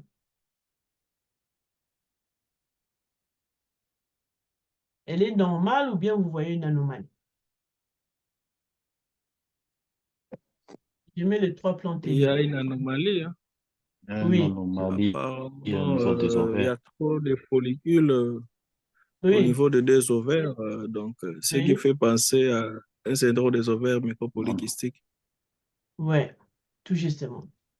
Donc, c'est une dame qui avait un syndrome d'ovaire polykystique. Comme vous voyez, c'est caractérisé par des ovaires qui sont de grandes tailles, pardon, et puis qui contiennent des multiples follicules. Ils disent que ça doit être supérieur à 25 par ovaire. Et cette dame avait une hyperandrogénémie clinique, et puis il avait aussi une testostéronémie élevée. Voilà. Donc, on en voit souvent, mais comme ça, c'est rare, hein. Maintenant, nous, on ne dit plus le diagnostic de syndrome d'ovaire polykystique, surtout quand vous n'êtes pas sûr, quoi, parce qu'ils disent qu'il faut qu'il y ait la clinique, il faut qu'il y ait tout ça. Et en imagerie, c'est vrai, quand vous avez des gros ovaires, comme on voit comme ça, dystrophiques, augmentés des tailles, pointage folliculaire supérieur à 25, la surface ovarienne supérieure, on s'est dit vraiment, ça peut être compatible. Donc, avec un syndrome d'ovaire polycystique. Donc, cette jeune de 34 ans, après, elle a eu une IRM des surrénales. Donc, ça a été demandé une IRM des surrénales après, à cause de ces ovaires polykystiques. Voilà, voilà. Je ne sais pas si vous avez, elle avait des enfants, non, vous avez un peu son histoire. Cette dame, elle n'a pas d'enfant, elle est en train de chercher d'avoir des enfants. Oui, oui. Elle a des problèmes d'oligo-aménorrhée.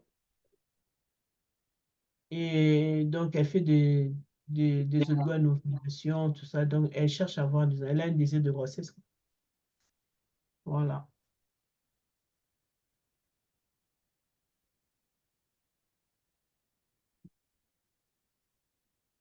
Bon, on va Bonsoir. encore le... Nous avons encore du temps, à peu près 50 minutes. OK, bon, Voilà. on va montrer notre Là, cas. si vous avez encore d'autres cas à proposer, si ce n'est pas le cas, on va. Oui, oui, j'en ai. Vous avez la main facile pour l'IRM alors que c'est un diagnostic échographique? Quoi ça? Les ovaires? Oui. En fait, comme je vous ai dit, l'échographie, nous, on n'avait pas l'échographie. L'échographie a été faite en dehors du centre. La personne qui a fait l'échographie, vous savez, il y a maintenant des médecins généralistes qui font les échographies et puis il y a des urgentistes aussi qui font les échographies. Donc la dame est arrivée avec une demande d'IRM, avec une échographie qui a été faite ailleurs qui demandait de caractériser des masses ovariennes bilatérales. Donc, quand elle est venue, on ne l'a pas pris directement à l'échographie. On lui a donné un rendez-vous d'IRM, elle a eu l'IRM et l'IRM, on est tombé sur ça. Mais normalement, à l'échographie, c'est vrai, vous avez raison, à l'échographie, on le voit. Hein.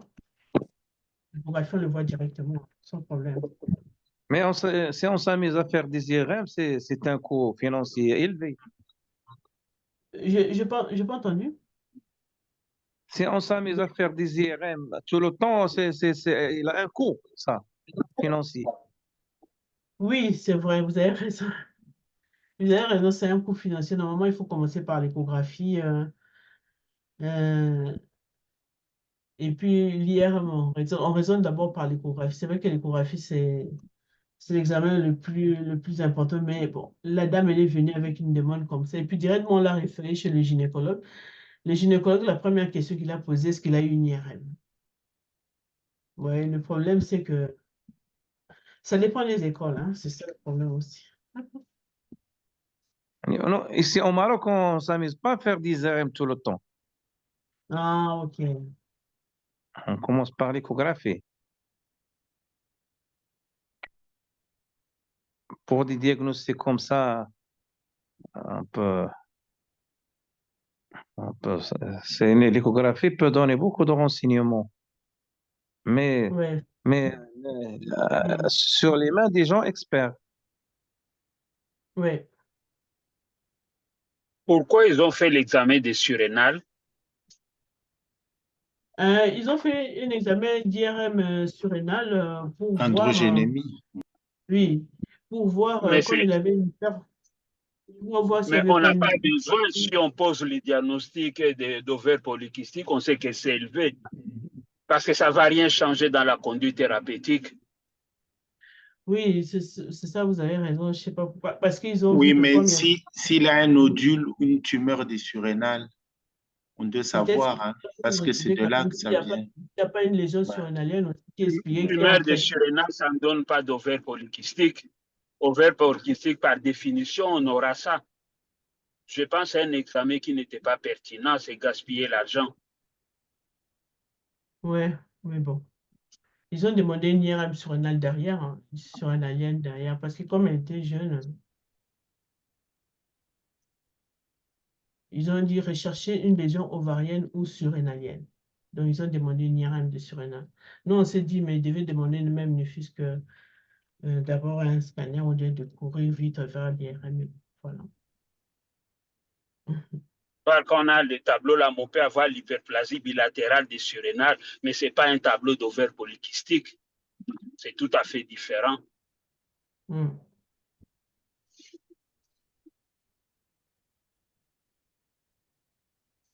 Bon, on va prendre un autre écran.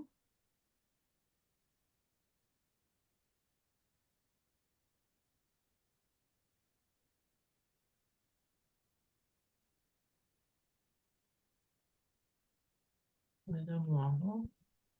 Ouais.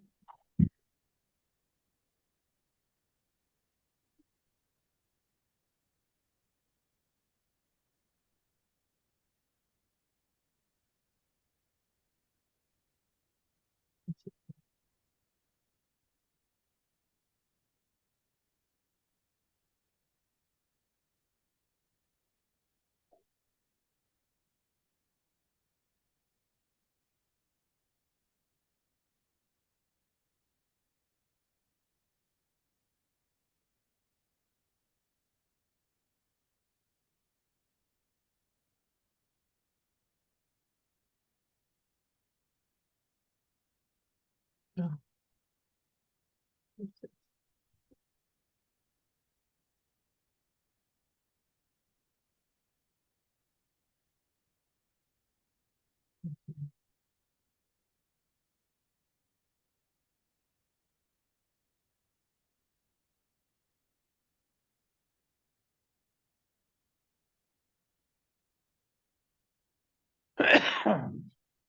Nous, on consomme beaucoup d'IRM que d'échographie, hein, ça Vous c'est n'avez vrai. pas trouvé.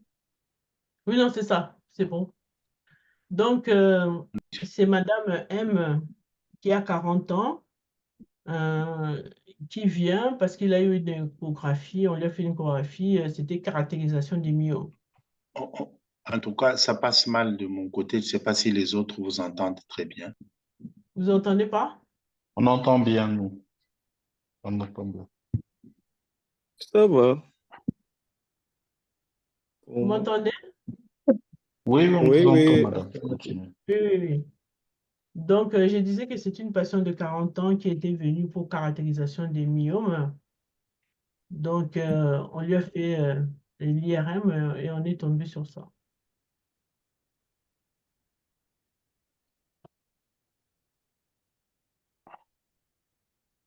Est-ce que pour vous, c'est normal ou bien c'est... C'est Non, anormal. c'est Il pathologique, n'y a hein. pas de myome. Pathologique. Il y a un Mhm. épaississement des parois. Des parois, ça fait penser à une adénomiose. Ouais. En fait, cette dame, elle avait de l'adénomiose et c'était une adénomiose qui était quand même un peu diffuse. Oui, oui. Mais à part l'adénomiose, il y avait autre chose parce que les images échographiques montraient vraiment qu'il y avait un nodule. En fait, à part l'adénomiose, elle avait cette image-là qu'on appelle l'adénomiome. Ça fait partie aussi de l'adénomiose. Là, en échographie, il y avait une moumoute qui était là. J'ai pas pu télécharger son échographie, hein. On voyait vraiment une image nodulaire. Je crois que c'est ça qui lui avait fait penser à un myome. Mais ce n'était pas un myome, en fait, c'était l'adénomiose. L'adénomiose, comme vous voyez, c'est caractérisé par l'épaississement de la zone jonctionnelle. On voit que c'est épaissi de façon diffuse plus en antérieur, hein, avec des spots là en hypersignal qui sont des cryptes, des kystes sous-endométriales qui signent l'adénomiose.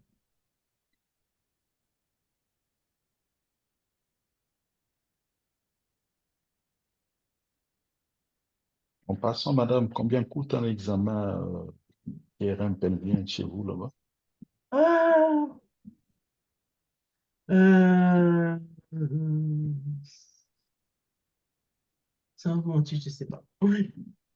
Je crois que ça était dans les 75 euros, je crois. Ah ouais, Ça je ne dépasse comprends. pas. Je Ça comprends pourquoi dépasse on pas. demande Ça dépasse pas. l'attribution. Parce C'est que vrai que chez nous, nous, à Lubumbashi, ici au on fait- Congo, c'est à oui, 350 euros. Hein. c'est cher. Je 350 à crois que 400 euros. c'est 700 euros. Mais le problème, c'est qu'ici, parfois, c'est pris en charge aussi. Mais il y a une partie qui est prise en charge par la Sécu et puis par la mutuelle, tout ça. Vous voyez, c'est tout un contexte. Mais il n'est pas dit parce que je montre des images, il ne faut pas faire l'échographie. Oui, c'est vrai qu'il faut faire aussi l'échographie. À l'échographie, on voit bien. D'ailleurs, la dénomiose, l'examen des références, c'est l'échographie, hein. C'est l'échographie. Voilà. J'ai pas. Ah, il est là. C'est l'échographie normalement, c'est pas l'IRM, hein. Donc, on fait les échos endovaginales ou bien suspubiennes. Et à l'échographie, tu vois bien, hein, quand il y a une utérus avec adénomiose. Ça, c'était le médecin l'avait demandé et j'ai compris après. Le gynécologue voulait voir, à part son adénomiose, est-ce qu'il n'y avait pas de l'endométriose profonde? Parce que cette dame, elle avait aussi des Profonde. dysparénies. Oui, elle avait des dysparénies, elle avait des dysuries cataméniales. Donc, il voulait savoir vraiment s'il n'y avait pas une atteinte endométriosique profonde. Profonde, profonde. Oui, Ouais. profonde. Mais il y en a apparemment. Pardon? Apparemment, là, il y en a. On a l'impression d'avoir une atteinte du torus. Euh, nous, on n'a pas vu l'atteinte de torus, hein. On n'a pas vu l'atteinte du torus.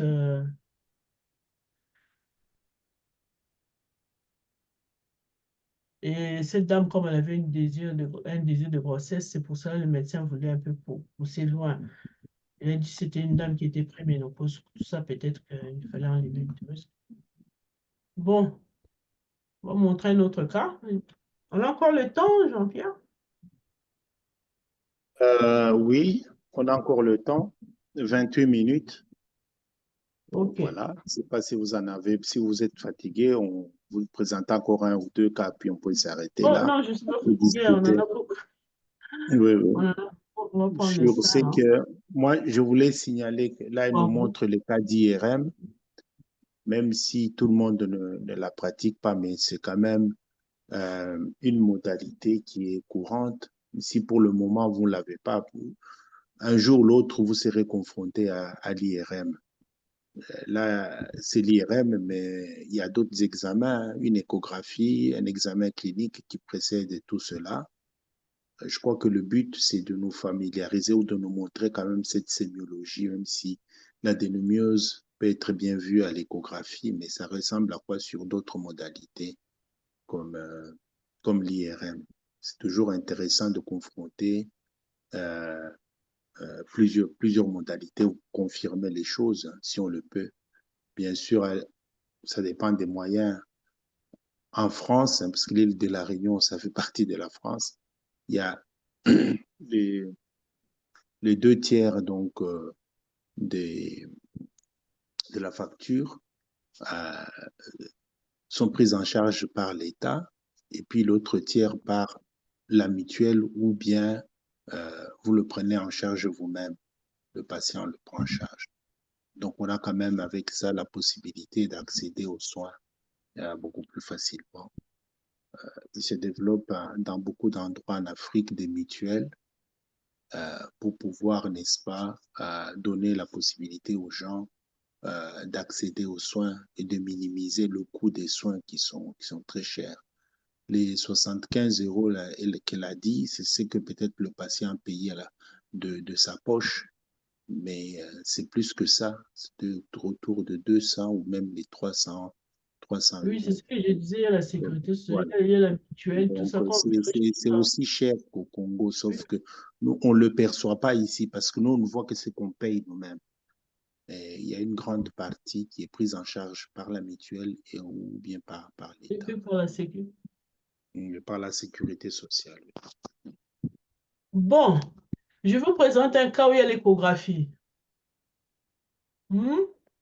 Monsieur de, je ne sais pas si c'est de Lubumbashi ou Maroc, je sais pas. Il y a l'échographie là. Donc, Oui, madame. c'est Nous une aussi. dame, c'est une dame de 72 ans qui est venue aux urgences pour des douleurs dorsales. Donc, il est venu pour des douleurs dorsales et, il était aussi dyspnéique, je crois. Oui, oui, il était aussi dyspnéique, cette dame. Et oui, dyspnéique, de douleurs dorsales. Et elle est venue pour ça aux urgences. Et arrivé aux urgences, les urgentistes demandent une échographie abdominale chez cette dame. Et je vous montre l'échographie abdominale. Je ne sais pas si vous voyez, là, ils ont pris le rein, tout ça. La vésicule bien. En fait, l'échographie, en fait, n'a rien donné.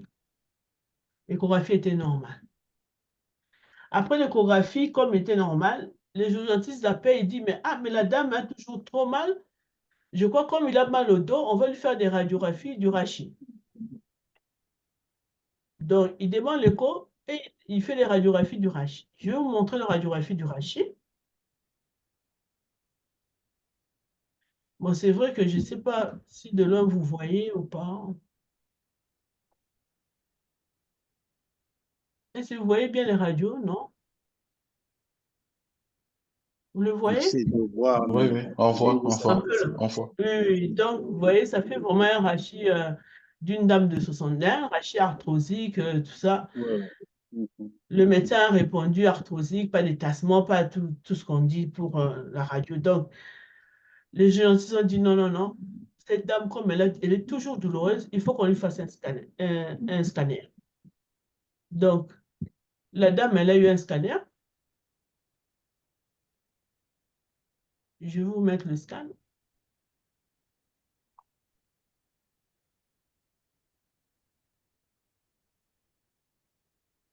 C'est un interne qui avait reçu cette dame. Et en faisant le scanner, est-ce qu'elle est normale ou pas? Non, il y a une boule dans un sein, là. Non. Le sein gauche. Donc, le scan n'est pas normal.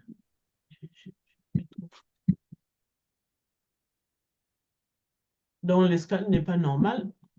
Donc, Jean-Pierre, tu es tombé juste après que tu as vu le gros truc. Donc, Mais il a il y a autre chose une dans le masse. racisme. Oui. Donc, il a un nodule au niveau du sein. Mais cette dame n'avait pas de douleur au sein quand elle est venue. Et il ne nous a pas parlé que la dame a une masse dans les seins. Donc, ils ont commencé l'écho, ils ont commencé la radio, et puis pouf. Et on regarde son rachis. Regardez le rachis. Voilà. Je ne sais pas si vous le voyez. Si, Je peux si, la on l'a voir. vu. Donc, Oui, oui. Si il y a vous une pouvez lésion. pointer, docteur Ngombi, pointez la lésion lithique du corps vertébral. Là. Oui, là. C'est ça là. Je le mets là. Non. Il y a une lésion lithique à cet endroit-là. De l'arc postérieur, là. Le pédicule. Vous le voyez? Non?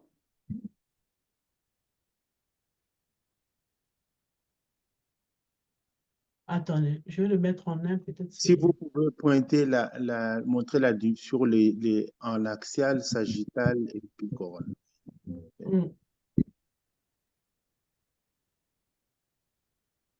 Stop, oui. C'est là. Oui. Avec votre curseur, oui, vous pouvez, voilà. La lésion, elle est là. Oui, oui. Ouais. Elle s'étend à l'arc postérieur au pédicule. Donc, oui, ici, il y a une lésion de l'arc postérieur à part la masse. Ça remonte à mettre la puce sur l'oreille. Ah, cette dame, elle a une masse dans les seins. Le radiologue, il l'appelle, il dit non, non, non, cette dame, ça ne va pas, il y a une lésion au niveau de son. Il y a un problème, il faut faire une IRM de la moelle. Donc, en examinant bien le scanner, en remontant, je vais essayer de vers le haut. Vous voyez, il y a encore une lésion là. Il y a encore là, là. D'où la dame, elle a eu une IRM. Tout ça, c'est le même jour, hein? C'est le même jour. Donc, finalement, la dame, elle avait des métastases au niveau vertébral avec une atteinte épidurale, mais la moelle n'était pas, il n'y avait pas vraiment une compression de la moelle. Voilà le dossier. Pourquoi je vous montre ce dossier? C'est parce que en regardant maintenant l'IRM, toute son histoire, on s'est dit, ah, il fallait quand même bien regarder les radios. Donc, le message est ceci. Je vais vous remettre les radios. Si vous regardez vraiment à tête reposée les radios, il manquait un pédicule là. Donc, c'est-à-dire, quand on analyse les radiographies, il faut toujours regarder si les pédicules sont présents. Tous les pédicules. Dès qu'il manque un pédicule, ça doit quand même attirer l'attention. Donc, en regardant maintenant, après, on s'est dit, ah, c'est vrai, et il manquait ici un pédicule, mais bon, nous, on avait interprété comme normal, arthrosique, tout ça, tout ça. Ce n'est qu'en regardant après. Donc, cette dame, elle a eu une IRM, elle a une atteinte métastatique, tout ça, et puis bon, voilà son histoire. Donc, c'est un néo-dessin qui a métastasé au niveau des rachis. Oui, c'est un néo du sein qui a métastasé au niveau du rachis dorsal et lombaire, quelques vertèbres que vous avez vues là, mais il n'y avait pas de compression médulaire significative, quoi. Donc, il y avait des métastases aussi au niveau hépatique. Je ne vous ai pas montré, hein, mais il a eu le scan abdo après, mais je ne l'ai pas ici, je ne sais pas pourquoi. Il y avait des métastases, parce que j'ai lu son dossier, il y avait des métastases pulmonaires, hépatiques et osseuses. Donc, cette dame, elle a eu une biopsie du sein Et il a eu la mammo d'abord, mammo, échographie et biopsie, et ça a révélé que c'était un cancer du sein. Bon, ça se voyait déjà avec des métastases et tout ça, mais il fallait quand même une preuve histologique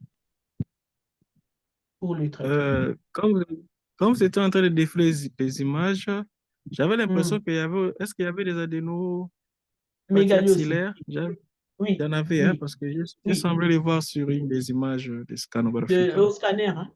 Oui. Ouais, ok.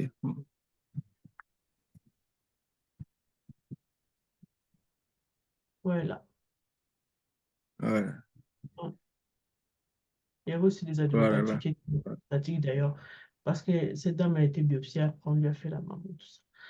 Vous voyez comme quoi c'est toujours le même message, donc il faut toujours regarder. Bon, ça c'est gros, on voit, mais parfois c'est petit, on ne voit pas même. Encore un cas. Il me dit hein, si c'est...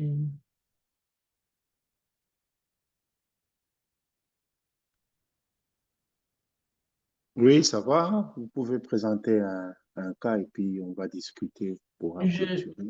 C'est très Ok. intéressant ce que vous venez de montrer comme message, hein.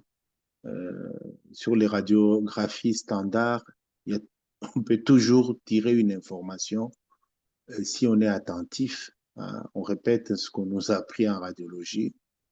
On trouve que ce que l'on cherche et on ne cherche que ce que l'on connaît. Donc, si on avait cherché activement sur ces radiographies standards, on aurait vu qu'il y avait une lise, hein, osseuse, vertébrale, donc qui expliquait évidemment les douleurs dorsales pour lesquelles cette patiente avait consulté. Mais là, on se trouve dans un contexte, dans un milieu où on a les moyens d'aller plus loin en une journée, bénéficier des radiographies standards, d'un scanner et d'une IRM. Je crois que dès le lendemain, elle avait sa mammo, etc. Donc, le diagnostic est fait.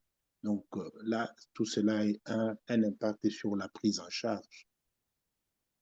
Oui, c'est le C'est problème, pas c'est tout ça. le monde Non, oui. qui peut se payer ce luxe-là, mais voilà, ce sont des choses qui sont possibles. Donc, pour dire que nous, médecins, on peut aller plus loin quand on n'a pas une explication, les urgentistes étaient très perspicaces.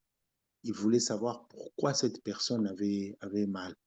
On ne s'est pas contenté de lui donner l'aspirine ou paracétamol, dit rentrez chez vous. Ils sont allés plus loin, essayer d'aller creuser jusqu'à trouver une explication à cette douleur invalidante pour laquelle cette pauvre dame avait consulté. C'est un message quand même qui convient quand même de faire passer, d'insister là-dessus. Voilà.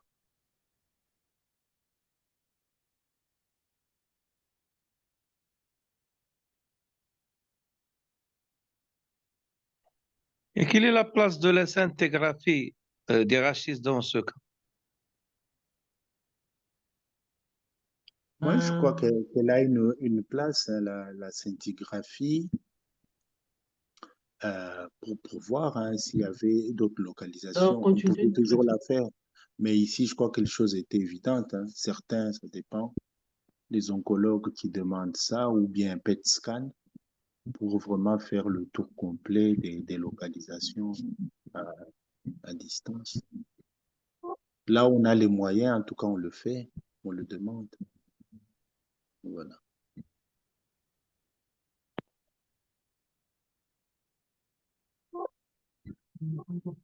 J'ai un petit souci. Je sais pas ce qui se passe.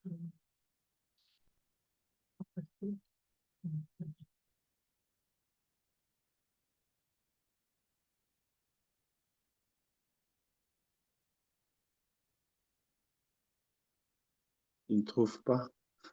Non, je trouvais. Vous avez trouvé? Voilà. Je sais pas pourquoi On pourra peut-être clôturer par ce cas-là que vous allez Oui, oui. exposer, comme il reste 15 minutes. Il est tard Ok. chez vous, il est presque minuit. Ouais. Ouais.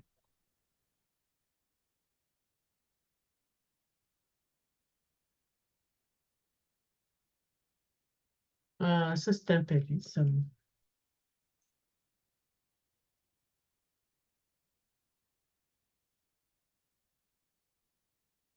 On fait beaucoup d'IRM pelvienne. C'est pour ça qu'on a beaucoup de cas d'IRM pelvienne. Donc, Est-ce ça, que c'est une jeune l'endométriose fille. est fréquente chez vous? Là où je travaille, on fait beaucoup d'IRM pelvienne, en fait. C'est pourquoi vous En diagnostiquez fait, l'endométriose. bon, il n'y a pas que l'endométriose, hein, il y a les myomes, il y a les tumeurs, il y a tout ça. C'est parce que si j'avais mélangé, on avait parlé de tout ce qui est maladie, on n'allait pas terminer. Hein. Il faut toujours cibler, je pense. Je crois qu'on n'a pas montré seulement le cas de l'endométriose, dans mon cas des biomes. Dans l'exposé, j'ai parlé quand même des cas du sein. Voilà. L'adénomyose, c'est aussi de l'endométriose. L'adénomiose, c'est l'endométriose. En fait,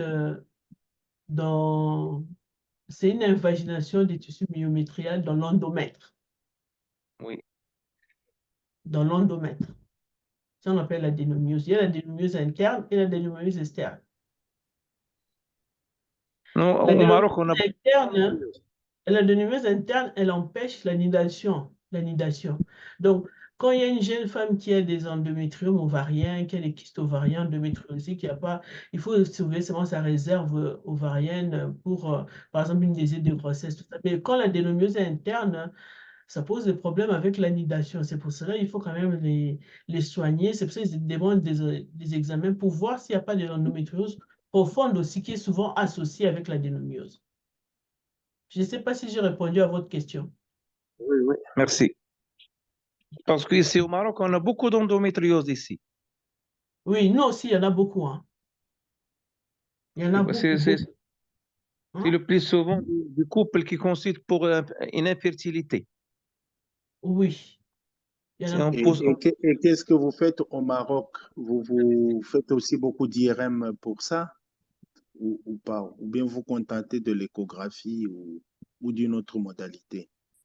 On aimerait On commence, savoir un peu l'expérience du Maroc. Oui. on commence toujours par l'écho. Si on a le diagnostic, on fait les reins pour faire le diagnostic des endométrioses profondes. On commence toujours par l'écho. On ne saute pas directement à l'IRM. Nous, les patients qu'on fait l'IRM souvent, ce sont des patients qui ont eu, ce sont des personnes qui ont eu des échos. Parfois, ce sont des suivis d'endométriose, ben, la majorité aussi, ils ont eu des échos, mais c'est sur les échos, les gens, ils décrivent que, à compléter par une IRM, parce qu'ils ont des doutes. Et parfois, ce sont les gynécologues qui demandent l'examen parce qu'ils voient qu'il y a un désir de grossesse derrière. Alors, ils veulent savoir que non, à l'échographie, on a déjà trouvé ça. Alors, on veut rajouter l'IRM pour voir s'il n'y a pas d'endométriose profonde. Ou bien une dame qui a une celluloscopie. La celluloscopie, vous voyez, à la celluloscopie, on voit plus des implants superficiels. Donc, là, il y a une cellule où il y a plein d'implants superficiels. Ils font l'échographie. À l'échographie, ils vont et ils disent que non, il faut qu'on complète l'IRM. Le problème ici chez nous, c'est souvent les gynécologues qui font beaucoup maintenant des échographies aussi. Donc, ces gynécologues, quand ils font l'échographie, après, ils envoient un IRM. Donc, nous, on ne peut pas encore les reprendre pour refaire l'échographie, mais on fait l'échographie quand même. On fait les échographies. Et puis, vous savez, le souci aussi, moi, je travaille, il y a 2 radiologues d'ailleurs qui ne font plus des échographies endovaginales chez les femmes à cause, vous savez, des trucs de procès, tout ça. Donc, ils ne veulent plus faire des échos endovaginales. Donc, ces échos endovaginales, ils préfèrent donner aux femmes. Ça va. Donc, vous pouvez présenter le cas comme le temps avance, docteur Ngombi. Il est minuit. oui, OK. Minuit chez vous, Oui. 22 heures à Kinshasa. Donc, je vous présente le cas de cette jeune fille qui est venue passer une IRM. c'était parce qu'elle avait des dysménorrhées, elle a des dyspareunies, elle a des scapulagies pendant les règles. Donc, elle a tous les signes d'endométriose. Donc, on lui a fait cette IRM. Qu'est-ce que vous en pensez? Est-ce que vous voyez quelque chose de pathologique ou pas? Est-ce qu'elle est normale ou pas? Pas Euh, normal, hein? sur la lèvre antérieure du col, il y a une lésion, des signaux intermédiaires avec quelques inclusions kystiques. Alors, sa topographie, je la trouve un peu suspecte. Je Ouais. la mets pas trop rapidement dans l'endométriose, mais est-ce que ce n'est pas un néo du col par hasard qui commence? Je sais pas. Un néo du col. Attendez, je voulais que j'agrandisse l'image. Peut-être. Vous parlez de ces images-là, là, ou à l'intérieur, là? Ça, là, les images Non, qui oui, l'autre, là? oui, l'autre sur la coro, par exemple, sur la coronale, Ah, la coupe T2. coronale. T2, ok. Je vais charger la coupe coronale. Elle est là. Ces images-là? Mais, Là, là. oui, montez un peu. Oui, montez un peu. Je monte. Encore. Oh.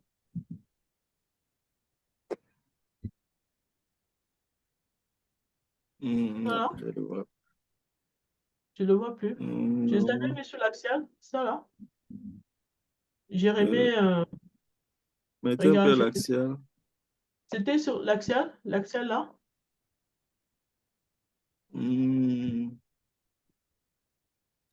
Oui, mettez l'axial. J'ai agrandi l'axial. Oui, là, au milieu, là. Là? Le troisième, l'axial, oui, l'axial. Oui, là. Ah, ok. Mais l'estroma fibreux n'est pas rompu. Ah, là, je pense de moins en moins. Mais c'est une lésion du col. Voilà, là. Une lésion du col utérin. Ouais. Une autre personne a une idée, non? Personne? Mettez-nous en coupe sagittale, s'il vous plaît. T2 sagittale. Bon, je vous mets la coupe sagittale. Elle est là.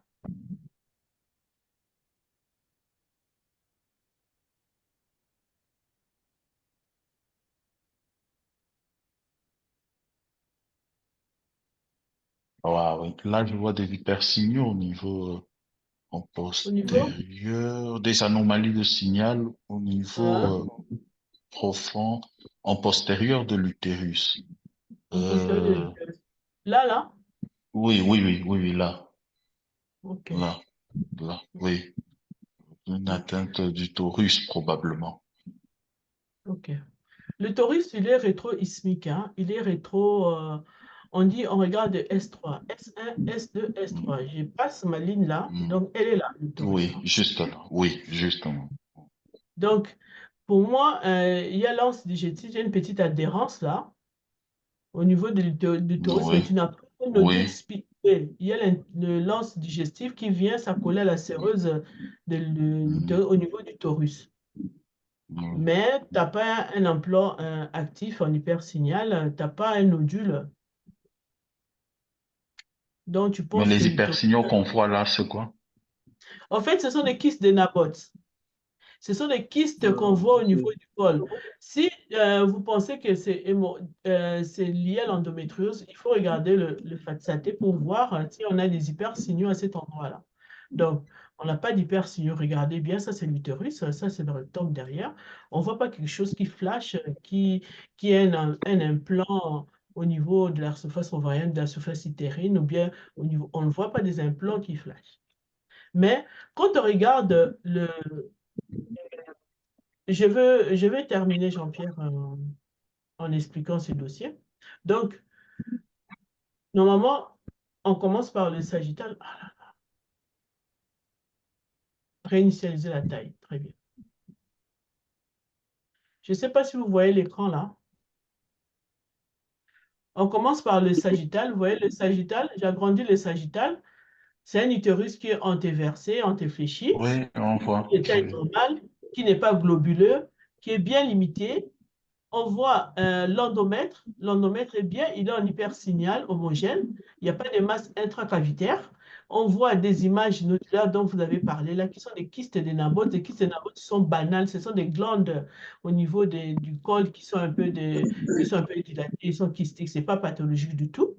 Il n'y a pas de masse intracavitaire. Comme vous voyez la zone injonctionnelle, on est un peu embêté parce que là, on voit que la zone injonctionnelle, hein, on dirait qu'il y a un peu d'adénomiose. Vous êtes d'accord? Oui, Ouais. il est épaissi. Hein? Il est épaissi. Quand vous voyez la zone jonctionnelle Oui, en oui. antérieur ou postérieur, vous allez dire que non, la zone jonctionnelle en postérieur, là, ça paraît un peu épaissi par rapport à la zone jonctionnelle là en bas. Donc, quand on mesure l'épaisseur ici est un peu augmentée par là. Mais ce qui embête, il n'y a pas de spot en hyper à l'intérieur. Il y a ces images nodulaires un peu là. C'est un peu hétérogène le myomètre. Vous voyez pas ça? Ça fait pas Oui, vraiment le la l'air véhicule est hétérogène. Oui, Pardon? oui, la l'air est Après, hétérogène, effectivement. oui, là, l'air hétérogène. Bon, on regarde la séreuse, vous avez raison. Vous voyez la paroi du rectum, sur la charnière rétro qui vient en contact de la séreuse, là, ça peut être des petits adhérents, ça peut être le torus aussi. Le torus, mais c'est pas vraiment un épaississement typique d'endomètre, mais on voit quand même que c'est au contact. On regarde l'espace vésico-utérin. S'il n'y a pas une endométriose vésicale, il n'y a pas. On regarde un regard de rectum là. Hein? Ça, c'est le rectum, non? On suit comme ça. On ne voit pas on voit pas de nodules. Donc, ce qui nous embête chez ces dossiers, est-ce que ce n'est pas de l'adénomiose? Est-ce que ce n'est pas là? OK? Donc, on prend la séquence qui est centrée sur le torus et les ligaments hétérosacrés, c'est cette séquence. Et on voit les ovaires qui sont bien en situation pelvienne. On voit bien. Ça, c'est le col. Hein? Le col, je vous ai dit, vous voyez le col avec ces kystes de Naboth là. Donc, quand on regarde, en fait, le luxe, il est là, l'autre, il est là. Mais ils ne sont pas épaissis. Donc, ils ne sont pas vraiment épaissis. Donc, il n'y a pas. Ce qui nous embête, l'adénomiose. Cette adénomiose n'est pas très nette. Regardez sur le coupe, regardez, on ne voit pas vraiment d'épaississement net. Hein? Vous n'êtes pas d'accord? Si. Oui, non, Si, donc je suis, on est d'accord. Bon. Maintenant, qu'est-ce qui s'est passé? En voyant ça, j'étais un peu embêtée. Finalement, j'ai refait un sagittal. Donc, je vous montre le premier sagittal qui a été fait et je vous mets le dernier sagittal qui a été fait. Est-ce que vous voyez la différence? Oui, Oui. Donc, oui, sur le signal. Oui, le signal. Vous voyez? Oui, vous voyez que Oui. l'utérus, Oui. le myomètre Le deuxième, il est quand complètement... même en hypersignal. Oui. Pardon? Le dernier, il est quand même en hypersignal. Oui. Donc, vous voyez quand même, c'est bien nettoyé. On voit plus ces images qu'on voyait sur le premier sagittal. Et selon vous, c'est quoi?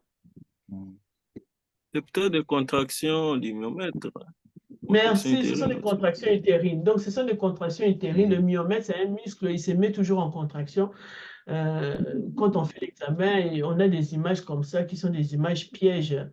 Il ne faut pas se faire avoir, quoi. Donc, on peut toujours dire là-bas qu'il y a de l'adénomiose et pourtant, il n'y a pas d'adénomiose. Donc, j'ai fini par là, Jean-Pierre. Et en conclusion, je voulais dire, oui. En conclusion, je voulais dire que je vous remercie. Je remercie Jean-Pierre, je remercie toute l'équipe et que voilà quoi, ce qu'on avait à vous montrer aujourd'hui. Je ne sais pas si ça a apporté quelque chose. Merci beaucoup, Dr Anita Ngombi, pour les cas que vous nous avez présentés. C'est votre expérience. On voit bien que ce sont des cas issus de votre pratique quotidienne. Et ça, c'est très bien. On a l'école, mais on apprend aussi sur le tas en travaillant, en étant en contact des patients. C'est ce que vous avez fait. Merci pour votre générosité, le temps que vous nous avez consacré. Je ne terminerai pas sans vous lire le commentaire du docteur Kanza, professeur Kanza, qui a réagi en disant ceci: Docteur Ngombi, merci pour le partage de cas. Oui, le fibrome du ligament large de l'utérus, ça existe. En 20 ans d'expérience en radiologie, j'en ai rencontré un cas qui nous a posé de sérieux problèmes de diagnostic différentiel, notamment avec les myomes dégénérés du ligament large. Attends, je crois que c'est ça. Différentiel, notamment avec une néoplasie ovarienne. Mais voilà. C'était ça le commentaire du professeur René Kanza que nous connaissons ici sur ce forum. Sur ce, je remercie tous les participants. Nous étions plus de 60 et merci pour votre patience. Je crois que c'est le dernier lundi par radiologie de l'année. Le professeur Mata nous dira quand reprendront les activités au mois de janvier. Je crois qu'on devrait revenir avec l'imagerie de la femme. Nous espérons que le docteur Ngombi sera encore là pour nous parler de l'imagerie de la femme. C'est un domaine qu'on a bien vu qu'elle maîtrise très, très bien. Sur ce, bonne soirée à tous. Merci. Bonne soirée. Merci. Oui. Merci. Au revoir. Au revoir. Merci beaucoup, c'est gentil. Au revoir. Anita, ça va? Ouais, ça va. Eh, Ça va. bon, c'est tika liga na place tika ibiso.